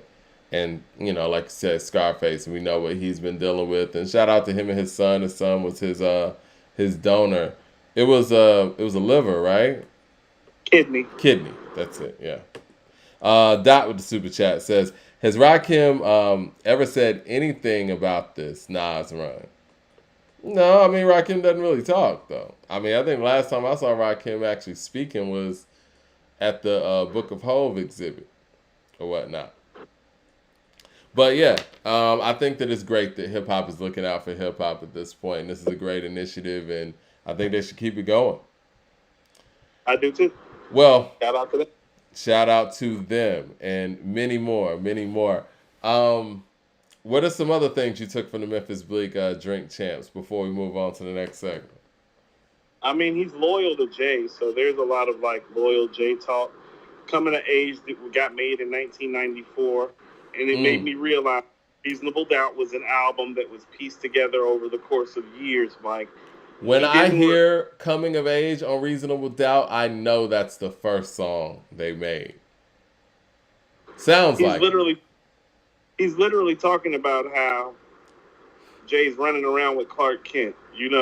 He did tell the story about how Jay pulled up to battle Big L and had $100,000 in a duffel bag, and they couldn't match the money for the battle to go down.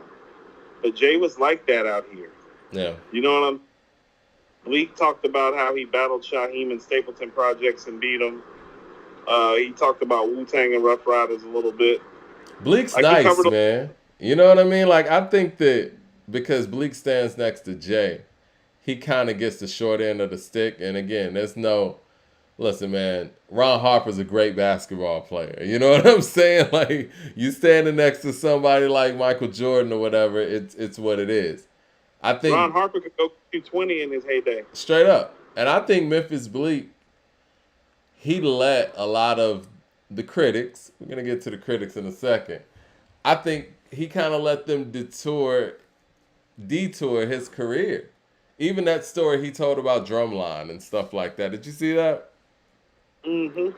It's like he wanted to be the nicest rapper, and he thought that there was a template for that as opposed to just doing him. And I think that his career would have definitely went a different way if he would have just did him and not try to follow, whatever that template was supposed to be. He Because did. that's why you have the Lil Waynes, right? And I'm not saying Juvenile's Jay-Z, right? But for anybody who was around at that time, Juvenile was the guy. And then it was BG. But see, the thing about Wayne and Turk, they all had their own thing. And I don't think Bleak found his own thing within that camp. I agree, but he also, and this is why I like how he explained it. He explained it from the perspective. He's like, hey, dude skipped me up when I was 14, 15 years old. Yeah. You know what I'm saying? He's like, I didn't have a plan to figure it out. This became the plan. I didn't know who I was. Yeah. He was literally talking about how it's like, he comes from an era where it was like your chance of getting a record deal were like your chances of going to the NBA slim. Straight up. And so it's like all this stuff that happened like this. He did talk. I thought it was funny. And this is a shout out to how nice Sauce Money is. He said he stepped the Sauce on some battle shit about like being second in command to Jay. And he was like, no, he's like, Sauce gave him the business. You know what I'm saying? Pretty much. I tell people, man, Sauce is that guy, man. Sauce is nice. I feel like Sauce I think Sauce and Jay coming together at the time they did, I think that's what made Jay step up lyrically.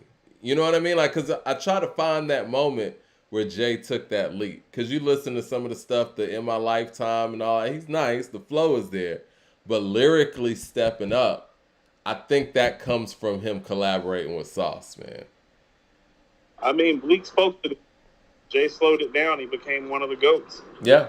Because even when you listen to Bring It On, it's like Sauce and Jay's approach is similar, whereas Jaz-O is still flashing with style. Those guys are lyrical. You know what I mean? And I feel like Sauce came to the table. Jay stepped the pen up lyrically. Right. And slowed it down. But yeah, like you said, he didn't even know who he was at that moment. And he was so young. I remember when Beans came out in the Source magazine, they were writing stuff like Siegel is Pippin and this and this. And this is before The Truth even came out. And I'm sitting there thinking like, man, they just skipping over Bleak like that. But I get it now. But still, that couldn't have been good either. Like, think of how that mentally makes somebody like a young Bleak feel when he's supposed to be, like you said, second in command on the Rock staff, or at least the Rock's lineup, and here comes Beans, and he's getting all the attention. Well, really, if you look at it, Mike, it was supposed to be Jazz, Sauce, Bleak, and then those other guys coming along. You know what I mean? We never got to see, like, Bleak talked about a lot of stuff not seeing the light of day, and I'm thinking, like, yeah, like, Sauce should have dropped the project on Rockefeller. Jazz should have dropped the project. More attention should have been played to Bleak's projects, Beans' projects. He talked about Oskino and Sparks and PD not getting a fair run. So a lot happened. So when was Jazz supposed to be in the fold? Like, when was he supposed to be on Rockefeller? I mean, I think that was when they were like, Mike, I think that was around the time when they were really assembling their roster. Like, they were talking about signing Big L and all that. Remember that time? Right. It's around that time, late 90s. It's interesting because, when you look back at it and you look at how things formulated and how things played out, I can't even see the Rock's roster being that. Like, I don't know what the sound is. And I think when you think about how the sound changed in 97 to 98, I don't really know what that looks like for a roster looking like that. Well, here's what I'll tell you. Any roster that has Jay and Big L and Sauce and Beans on it, that ain't the dudes I'm trying to rap against. What's the production look like, though? You know what I'm saying? Because I think the part that makes it interesting is the fact that Jay changed his production styles up so much. It's like, does Jazz, Sauce, and Big L, do they adjust to that? Do we hear Big L over Neptune tracks? Do we hear Big L on the Timbaland joint?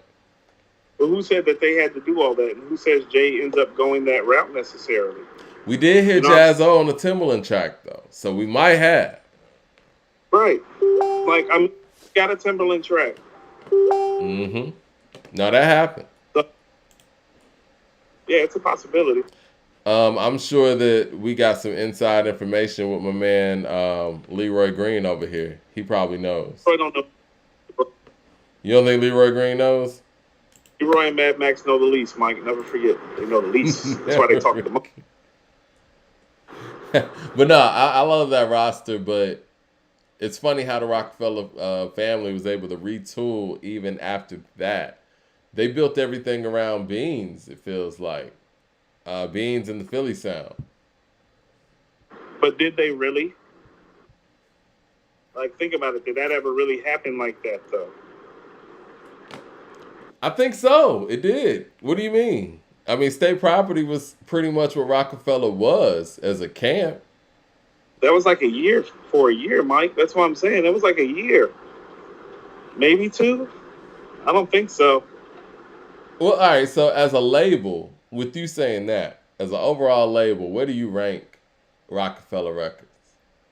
Not as high as everybody else because they're more of a woulda, coulda, shoulda outside of Jay's cap.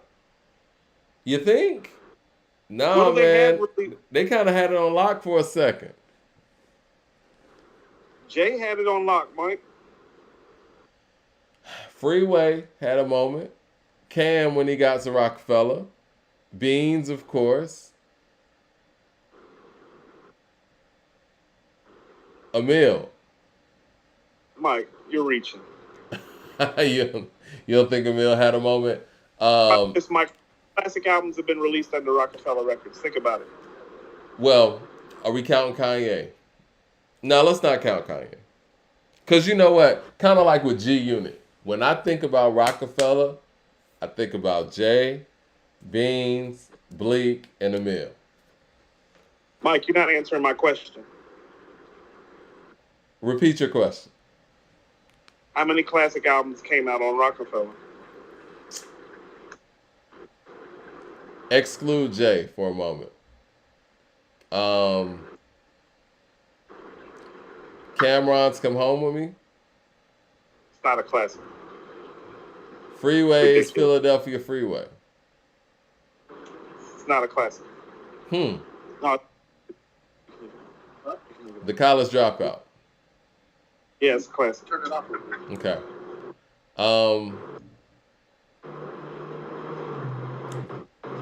I want to ask the people, how many classics y'all think came out of Rockefeller Records? So the Blueprints on Rockefeller, right? What's that? The Blueprints on Rockefeller, right? Yeah. I said exclude Jay for a second. Mike, you don't have... You can't. You got the College Dropout. Yeah. It's like, okay, you got the Blueprint, the Black Album, and Reasonable Doubt. But why do you think that is, though? Ask the guy that's making... Ask the guy that's what? Making the classic albums. Exactly. And I think that... So how can they be great when it was just him that was great? Were they given the best... Soon, were they given the best opportunity to be great? That's what I'm saying, Mike. You're looking at it like, were they given the best opportunity to be great? It's like, no, they weren't. And that's why it's like the legacy of the label, unfortunately, is inflated. That's why when you're talking about labels and labels in that era, the artists seem to flourish musically better when the heads of those labels are producers as opposed to artists themselves. Now, granted, Dr. Dre and Puffy were artists also, but they were producers, right? And when you have a producer at the helm that has its own label, other people are going to have classics. Like, I guess I can't bring up Kanye, but you know what? It hasn't been official who won or lost that one. But even when you look at good music, Pusha T has a classic.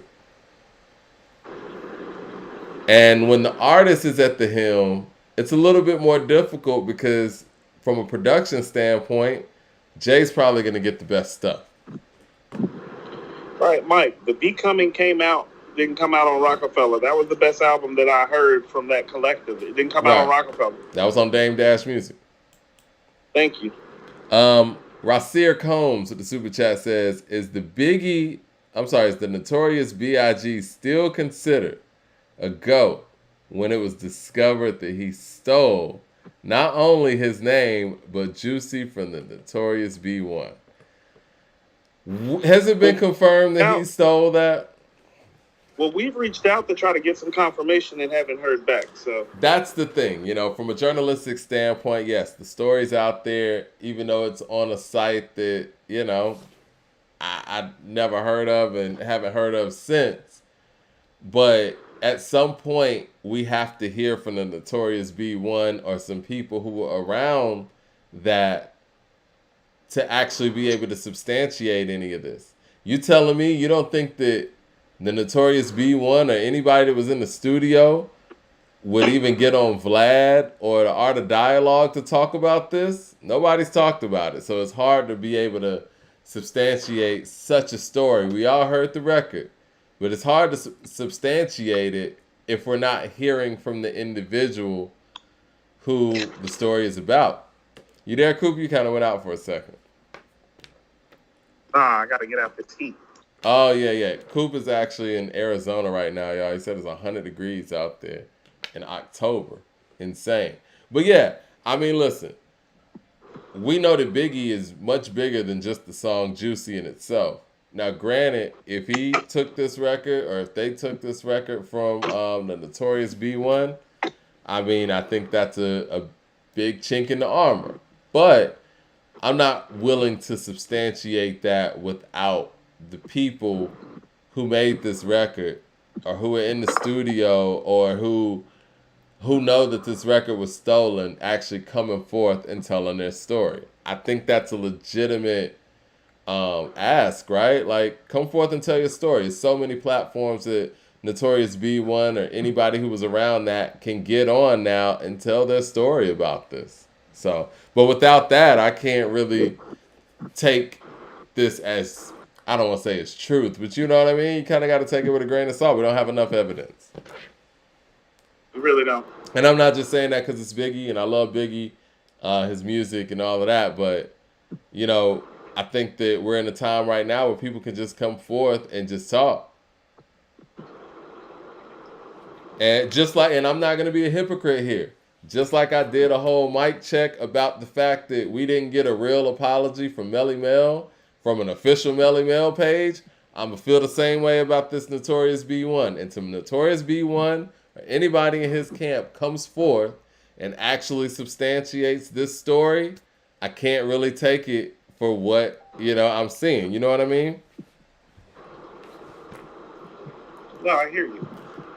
And with that incredible intro to the mic checks, man, I want to get into the mic check segment for this week, or today at least.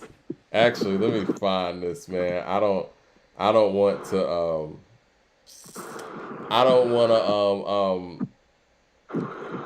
I want to make sure that Benny's words are said by Benny. So I'm gonna pull up what Benny had to say about critics and hip hop and people enjoying the music, So I don't want to paraphrase it. That's the word I was looking for.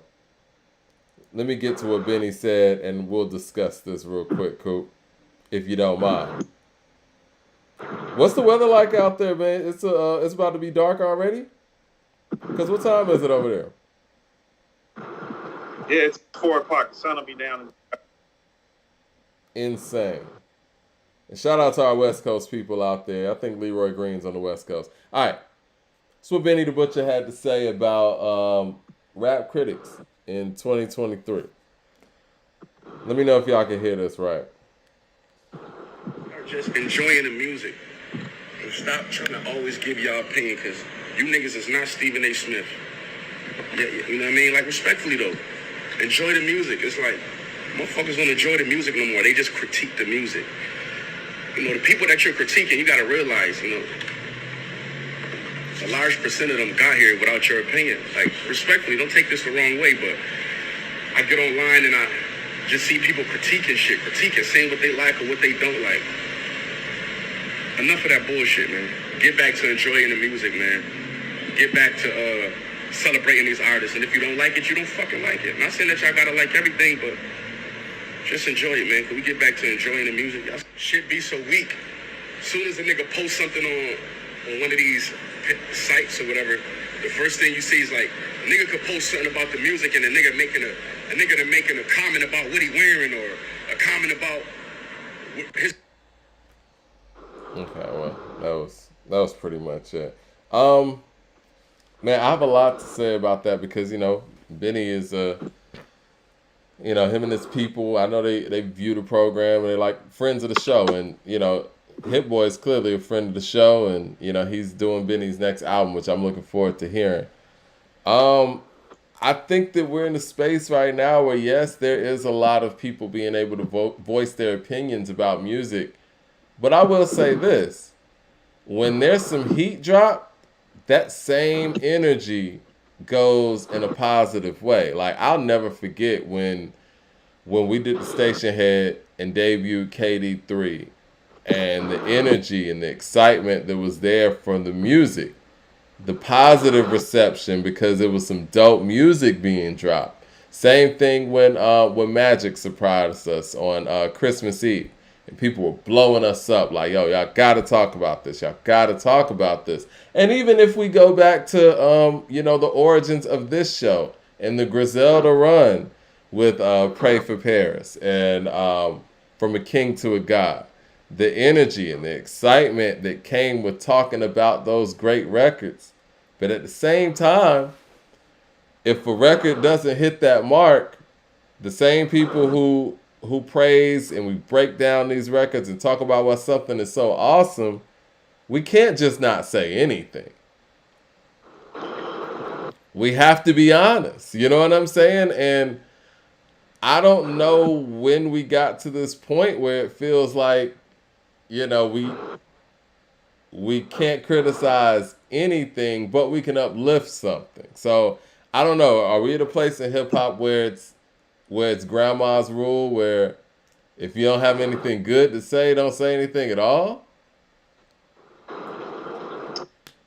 So I think, you know, to be a rapper today is hard in terms of the criticisms that you have to receive. Yeah. Because you have so many to receive, Mike. Like really realistically, when we were teenagers and we fell in love with this, there was maybe 3 or 4 publications you could get a rap review from. You know?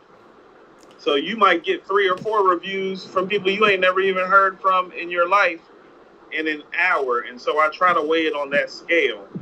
Yeah. I also try to, like, tongue-in-cheek, Mike, not to be funny. It's like, well, I respectfully understand what he's saying because it's like I don't feel like it's directed at somebody like me. And here's why. I had no intention of doing this. I'm a writer and a journalist, really. It just so happens I have a personality. People took to my personality and your personality, and we were able to make a podcast work. I wasn't trying to be a music review critic. You know what I'm saying? Yeah. To be honest, Mike, of the stuff that I write, it's my least favorite shit to write. Because I hate critiquing somebody else's shit because I'm still an artist at heart, too. So I do fundamentally understand what he says. It's also what you signed up for. And people are going to be critical. It's just a day and time where now people are overly critical, and he's right. Everybody does have an opinion, and not all the opinions are valid. Like, but I'll tell you, Mike, like my patterns and my habits and my lifestyle tendencies are closer to the rappers than the journalists, though. You know what I'm saying? And that's why I can kind of take that stance and see clearly what he's trying to say. He's saying so many people are judging the art that nobody is taking time to really take the art in.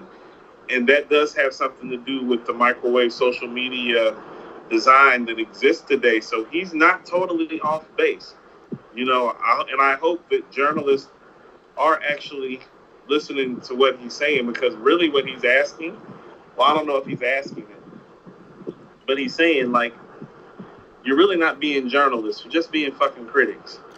I think the general public, he feels like, is being critics as well. And I think what I'm taking from it, and not to cut you off, like you said, there were about 3 or 4 publications, like, you know, when we were younger, that would write a full out you know what I'm saying, review on an album, right?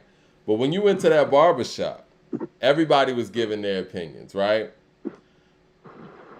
Everybody Right. was telling you who was their top five or who was this and that. It was barbershop talk. And I think what's happened is with the internet, we all have the ability to speak to each other. And a lot of that barbershop talk that we used to get that was secluded in the one room is broadcasted now. And I think that that amplifies the opinions. Because, you know, you've been to the barbershop, niggas say crazy stuff. You know what I'm saying? They say all kind of stuff to be off base or whatever, whatever. But now that's broadcasted in a way where everybody has access to that conversation. Now, granted, I don't think that's a quote unquote negative thing. I do think, like you said, it is difficult to be an artist, but now is the time to be able to make something where people can only celebrate.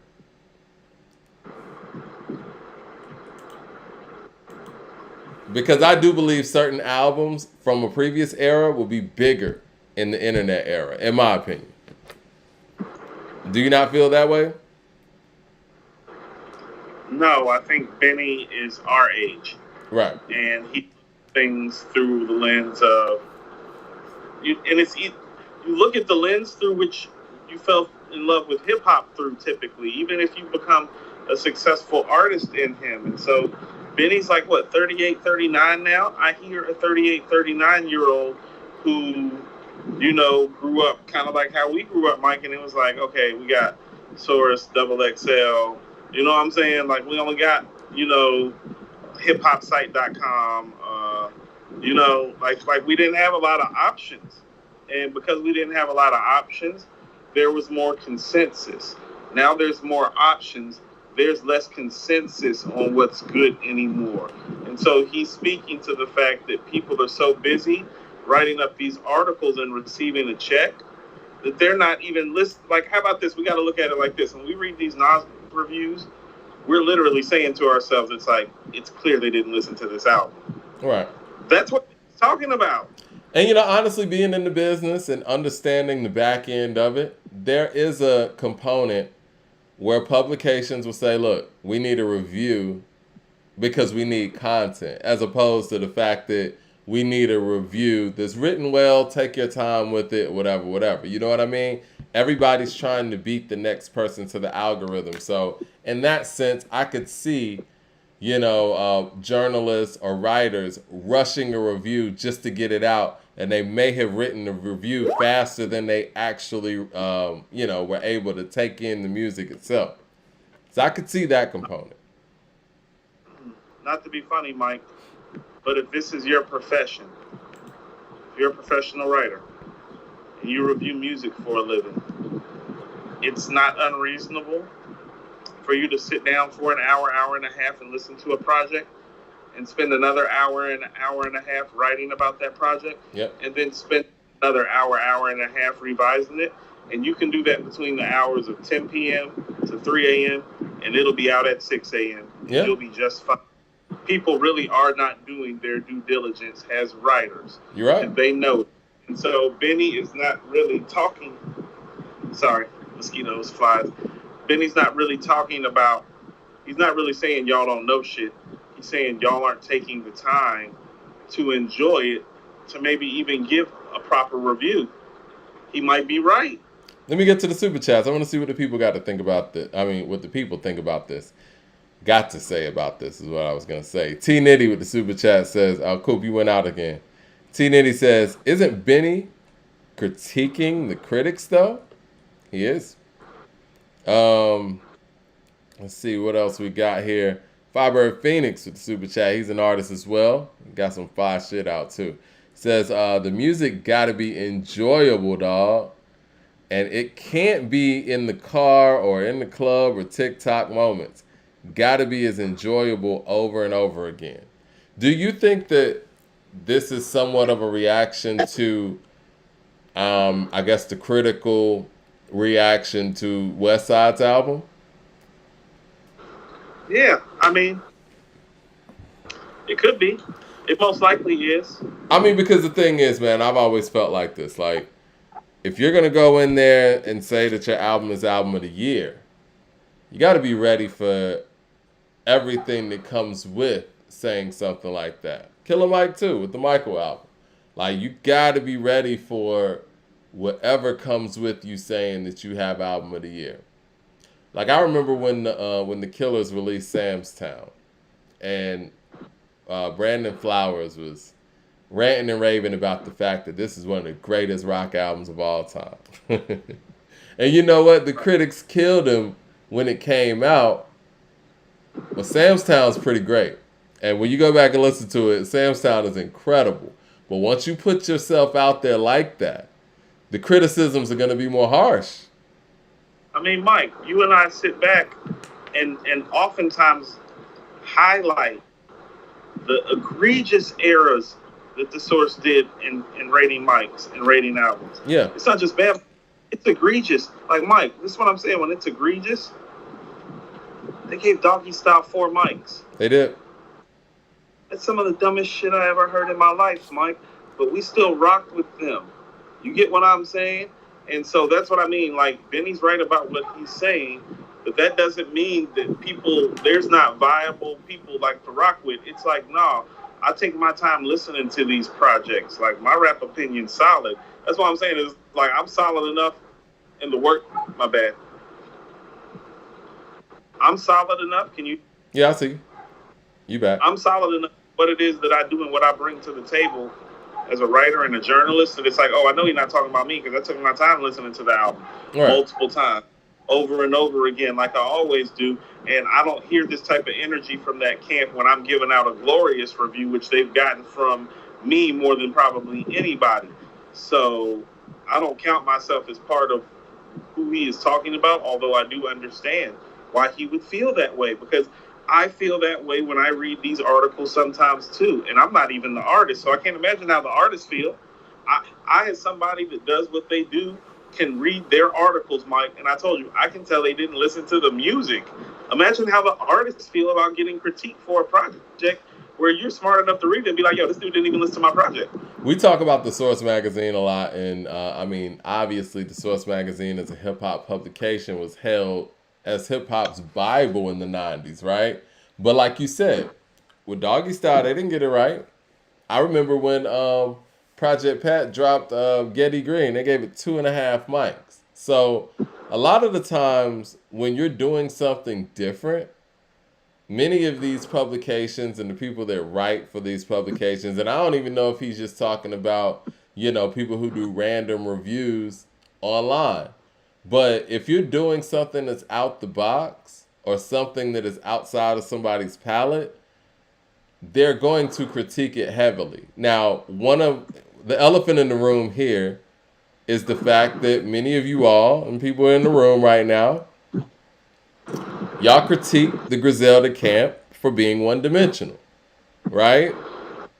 That's been one of the things that y'all have said about some of the projects or whatnot, and maybe that's part of what he's speaking to as well. Like, don't critique on that level, just enjoy what's being brought forth. Yeah. I do think, though, there is room for better music to be made overall. And I think anybody who's been paying attention to hip-hop in 2023 can agree with that. Well, here's where Benny's right. At least in terms of this era, when we're talking about the quality of music, they're not the people dragging the quality down. No, so they're not. So they deserve fair quality listens. But, you know, he also has to understand it's like, yo, y'all haven't made an album of the year contender in a couple of years now, too. So, yeah, back to it. And I think that from what I've heard, the few snippets I've heard from Hit Boy, and we know what Hit Boy's album making ability is like right now, he has the ability to be in that conversation. I expect him to be in that conversation. But it makes me feel weird that he is critiquing the critics at this point. It almost feels like, you know, there's some doubt there. And I hope that's not the case. I hope I'm wrong. But, you know, usually when people are clicking on all cylinders or whatnot, man, you got your chest out like, yeah, go ahead and critique this. Critique this if you want. Time's gonna tell. The music's gonna show. Yeah. Mike, my about to die out here, so we only got about 5-10 minutes worth of time. Okay. So we need to try to our last segment. Okay, well, you know what? We want to kind of do like a verse of the day type of segment. You picked Ebonics. Yeah. I thought Ebonics by Big L was a great kind of quote unquote lyrical exercise to break down. Yeah, we got our lyrical exercise segment of the day. Well, it's because he does a breakdown. I was like, what a great way to start off by doing a breakdown of a great breakdown. So, Mike, this is what I would call part of why I chose this too. Is that this is almost like a song that would be like, if you didn't know rap and know rap words and wordplay, you would feel more comfortable listening to a rap song after listening to Ebonics truly. Like when he says a razor blade is an ox, how many people outside of hip hop circles really know that? You know what I'm saying? Right.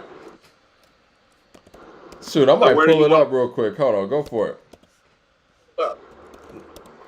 No, do your thing. Go ahead and quote it. I'm gonna go ahead and put it up on the screen for the people. It's just better to start from the top so we can just go ahead and quote it. That's what I'm saying. Which verse did you want to go from the top? Yeah, I feel like the first verse was kind of like the, he got you with the first.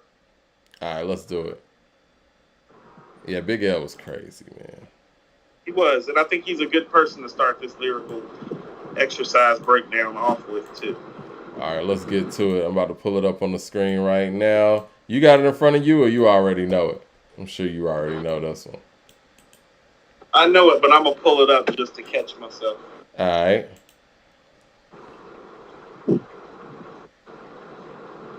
We're doing that Biggie and Tupac station here, right? Yes, as soon as we figure out who won this one, so you can be quiet about Kanye and I can take Tupac. You know what, man? We'll see what happens, but it looks like the people voted yay, but I don't know, man. I'm not that confident in that victory, to be perfectly honest with you. Now, the Michael, I was confident about that one, but so if I got to take Biggie, I can take Biggie. All right, so here's the first. Go ahead. I got it on the screen. When he said weed smoke is my life, I never heard anybody call smoke lie until I heard AZ on Life's a Bitch. You know what I'm saying? Hold on. On Rap Genius or whatnot, they say my weed smoke. I don't think the words are right here. It says my weed smoke is. Oh yeah. There it is. Never mind. They got it right. Smoke is my lie. A key of coke is a pie. He's breaking down the drug name for you immediately. Right. He jumps in hustler's ethos. You know what I mean? He's from Uptown, so he's letting you know my weed smoke is my lie. A key of coke, that's a pie. You know what I mean? When I'm lifted, I'm what? I'm high. With new clothes on, I'm fly. He just explained everything hip hop is about right there in those first two bars, mostly, Mike. He did. My weed smoke is my lie. Key of coke is a pie. When I'm lifted, I'm high. With new clothes on, I'm fly. Cars is whips. Sneakers is kicks. Money is chips. Movies is flicks. This guy's brilliant. Just think about it. He's telling us stuff that we already know. Right. Nobody's taking the time to break it down. And see, you know what, man? And now that you're breaking this down or whatever, it's like we could get this from our artists now. Like the creativity, lyrically. But Mike, this isn't difficult. This is simple, stupid for kids. It's literally a song about how we talk to each other in the rap game. Cribs is homes, jacks is payphones, cocaine is nose candy, cigarettes is bones. A radio is a box, a razor blade is an ox, fat diamonds is rocks, and Jake's is cops. It's not like Mike. It's not like he's saying metaphysical, lyrical, spiritual, residential. It's not going on. That's why when people talk about this whole what is a lyricist thing, this is Big L on Ebonics. This is one of Big L's finest performances. He's not doing some sort of wordplay wizardry of putting stuff. Mike, he ain't doing that cannabis shit. I'm not gonna let you do cannabis like that. He's gonna have a lyrical exercise segment in one of our shows. It's just not gonna be as epic as Ebonics. If you get robbed, you got stuck. If you got shot, you got bucked. If you got double crossed, you got fucked. Your bankroll is your poke. A chokehold is a yoke. A kite is a note. A con is a okie doke. This guy's crazy. This guy's crazy. Call the Jakes. Those are cops. This man's on fire.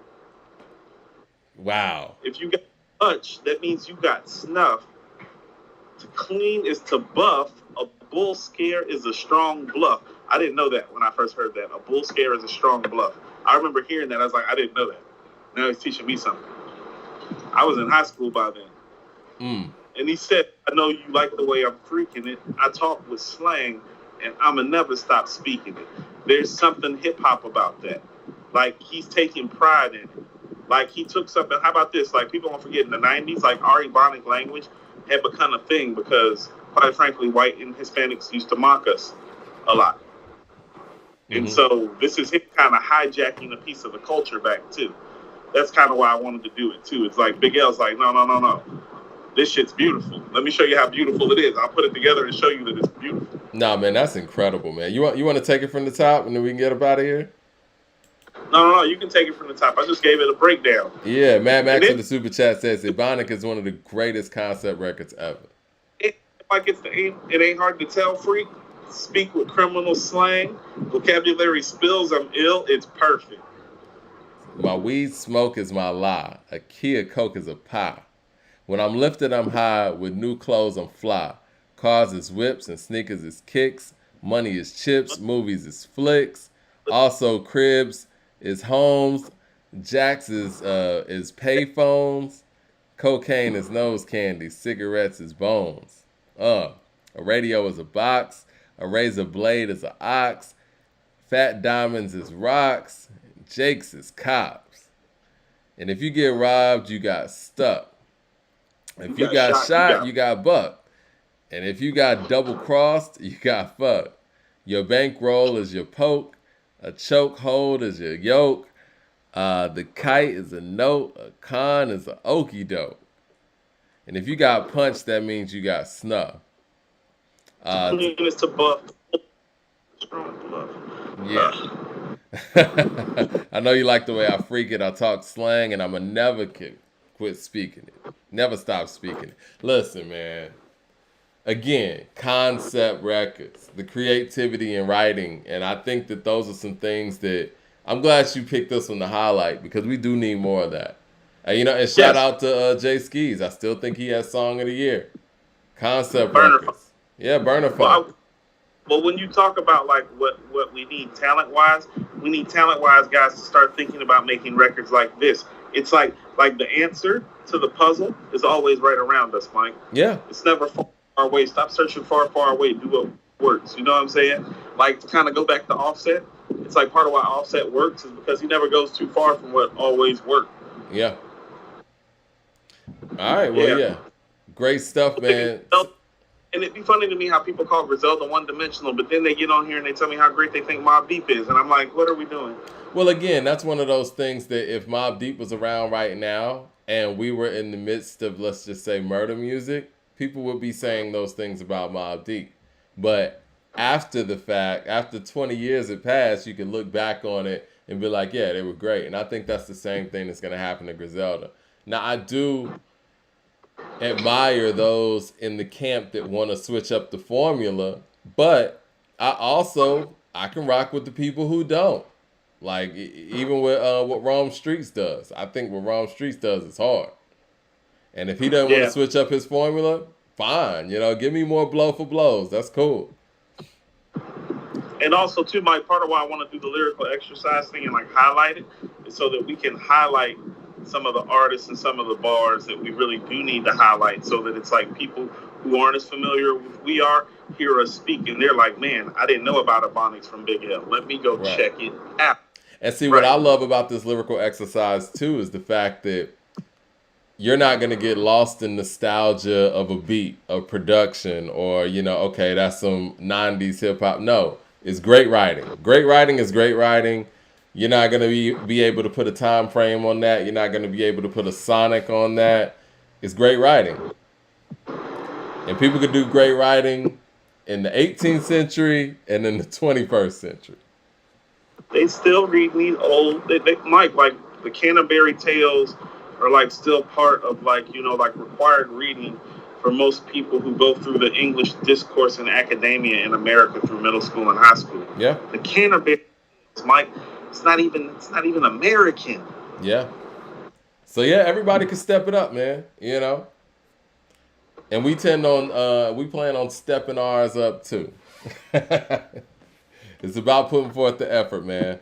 But yes, I know you about to prepare for an early flight tomorrow, safe travels and everything. Appreciate you checking in with us on this Monday. Anything to say before we get up out of here? I want to thank all the people in Phoenix who have been wonderful to me for having me. I do want to leave on an unfortunate, somber note. Today is 7 years ago that I lost my cousin Shonda to breast cancer. I lost her today. Sorry to hear that, man. I haven't been the same since. She passed when I was 35, and she was 45. But when I didn't understand how serious it was until I lost her. So go get checked. Have your mother's checked. I lost my big sis today, and I'm never going to be the same. All right, man. Well, yeah, definitely, man. Go get checked. And it is Breast Cancer Awareness Month. And thank you for sharing that, Coop. And, condolences still. So. Yeah. 7 years today. Get checked. For sure.